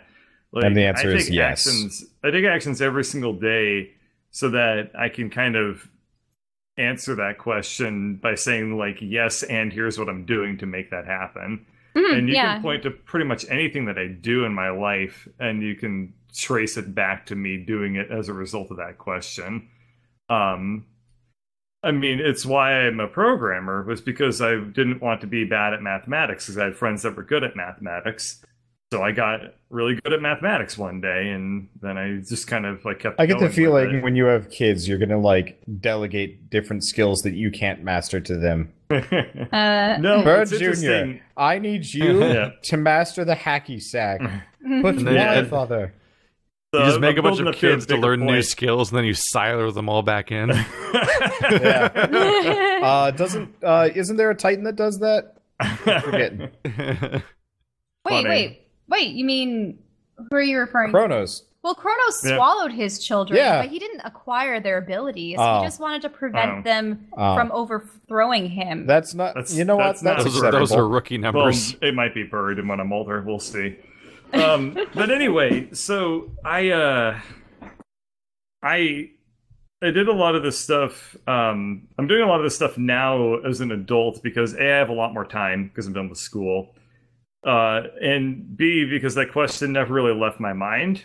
So, like, to give you a glimpse into what an average day for me is like, is after I come home from work, I usually practice the piano for an hour, then I sing for an hour, then I stream for 2 hours.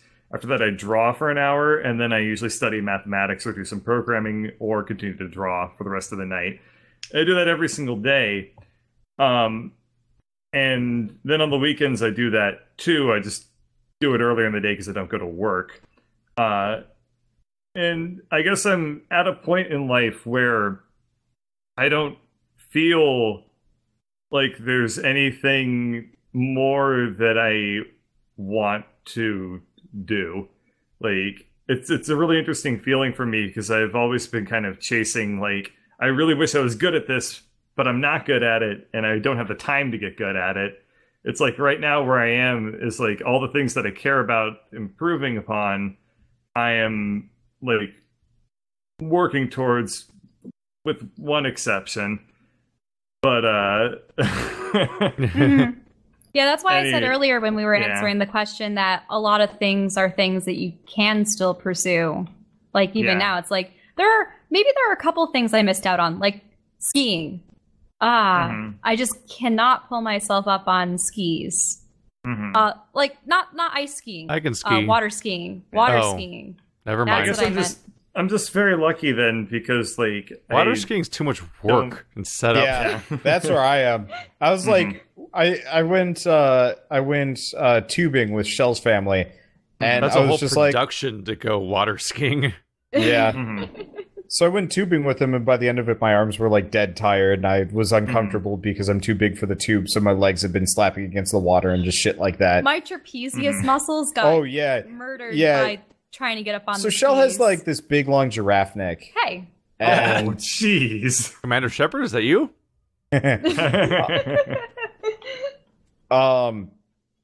but so she has a fairly long neck compared to most people. And And the muscles have to like slope yeah, so up she's to got match. some pretty impressive trapeziuses compared to most people. They were like, she looked, if you just looked at her neck, it would have looked like she was like lifting extra weights or something. It was bizarre.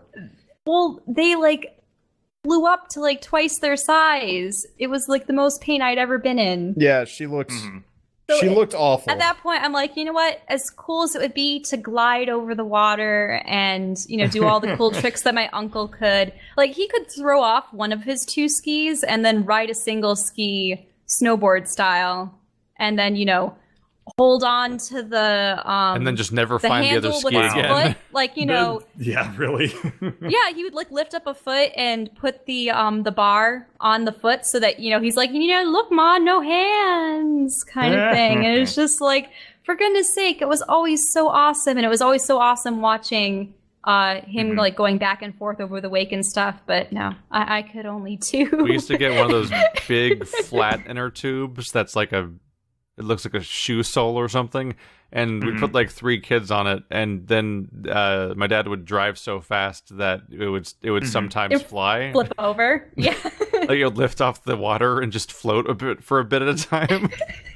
And if somebody fell off the inner tube, they would basically skip like a stone. That hurts. That hurts so much. I actually developed a method of steering where I would literally, I would just jam the heel of one of my feet deep into the water behind me because my uncle liked to send us over the wakes, but if you're outside of the wake, getting back into it flips you.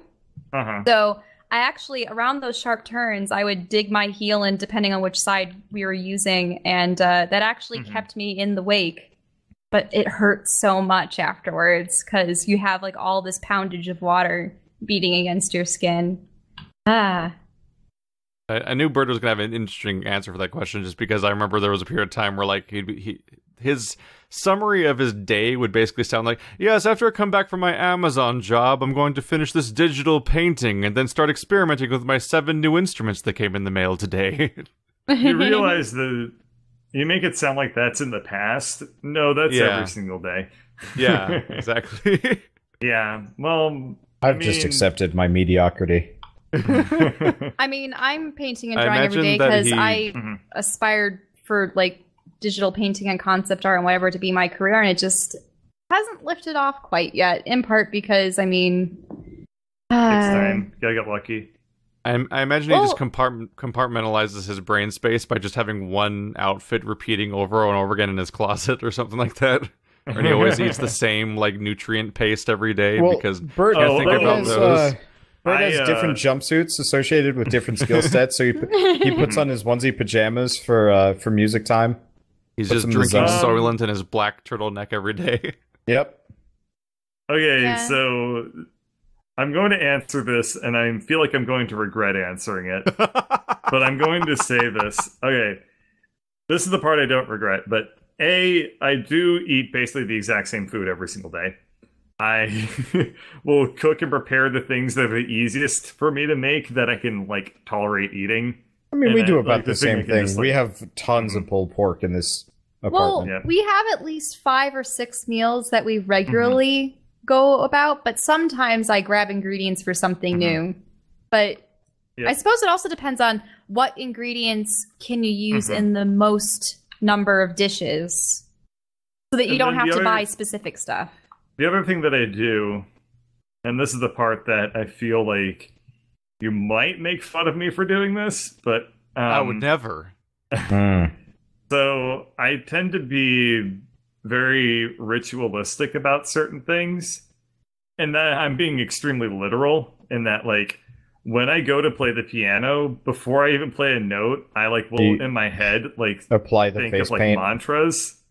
No, but like whenever I finish playing the piano, like I close the piano and I like thank it, and like stuff like that. Like I do a lot of like small ceremonial things to like compartmentalize and like help like end tasks in my mind and like things like that. And it's super duper nerdy, and I don't think it makes any difference whatsoever. But your it's just something that dojo?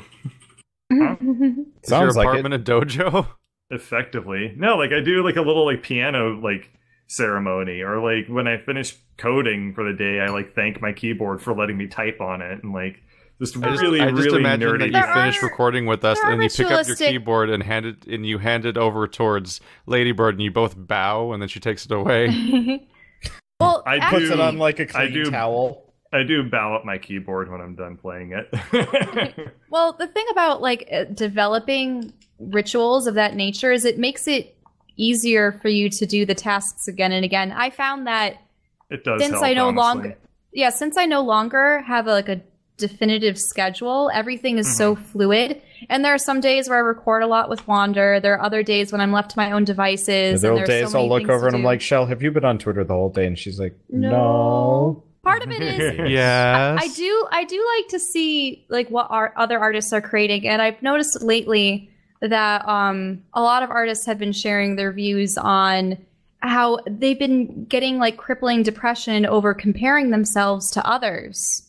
So And you're comparing your depression to their depression? Is that what you're saying? no, not really. Like the thing is, like you can approach it one of a couple different ways, and the best one obviously is, I can get better, and it's not necessarily a competition of you want to surpass someone. It's just that you can improve upon yourself. But I know that. Yeah, I've been drawing on my Cintiq every day for I guess probably about a month now, and like you improve. It's very, very slow, and you don't notice it until you notice it. I found that I improved a lot with the Cintiq, but I think it wasn't necessarily because I had learned like new rendering techniques. I had been drawing since I was a young child, and I was probably one of those people where it's like, oh, you're the best artist in the class kind of thing. And it had been like that all my life. So Which it's usually interesting. amounts to you do art at all. Basically. Like usually the barometer for that is like you do any art, period. That makes you the best one. If you're young. I mean, there are a lot honestly, of my if you're an friends that adult do too. If you just draw enough, you get better at it. Right. And I mean, obviously it was most definitely just practice. But my teachers were, they're like, why is there this character on the corner of your homework sheet? Shame on you. And it's like, boop, boop, boop, boop, boop. Like, oh yeah, I got marked down once for drawing a portrait of my teacher on my math test. That's amazing.